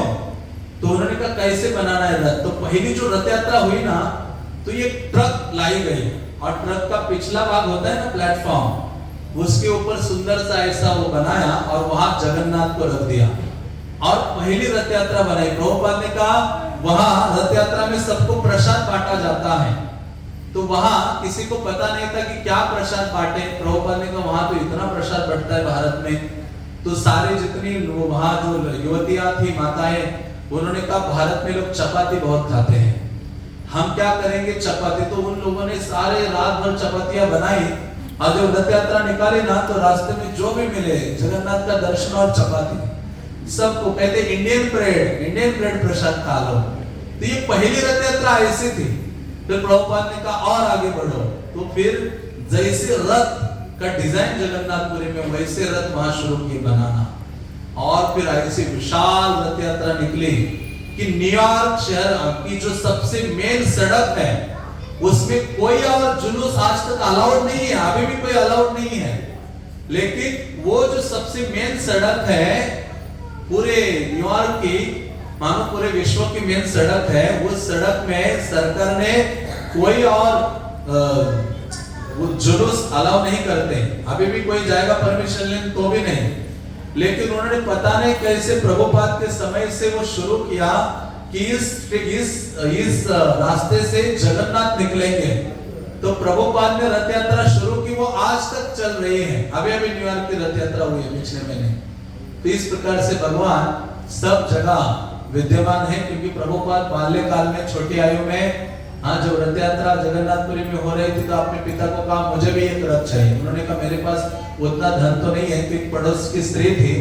उन्होंने कहा मेरे घर में पुराना छोटा रथ पड़ा है, उसको लाया, रिपेयर किया, रंग दिया और जगन्नाथ, छोटे छोटे जगन्नाथ रखे। प्रभुपाद छोटे बच्चे थे और उसके वो जगन्नाथ रथ यात्रा प्रभुपाद ने अपने बाल्यकाल में बनाई। उसी को ही पूरे विश्व में उन्होंने बनाया। तो इस प्रकार से जो भगवान के महान भक्त हैं श्रील प्रभुपाद, उनकी देन है जगन्नाथ रथ यात्रा, जगन्नाथ कथा, भगवान जगन्नाथ की सेवा।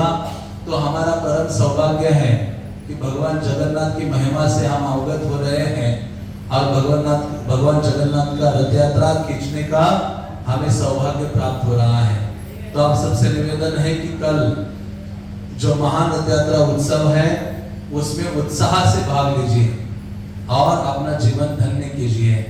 श्री श्री जगन्नाथ बलदेव सुभद्रा महारानी के, जगन्नाथ रथ यात्रा महामहोत्सव के, जगन्नाथपुरी धाम के, श्री श्री राधा वेणी माधव के, श्रील प्रभुपाद के।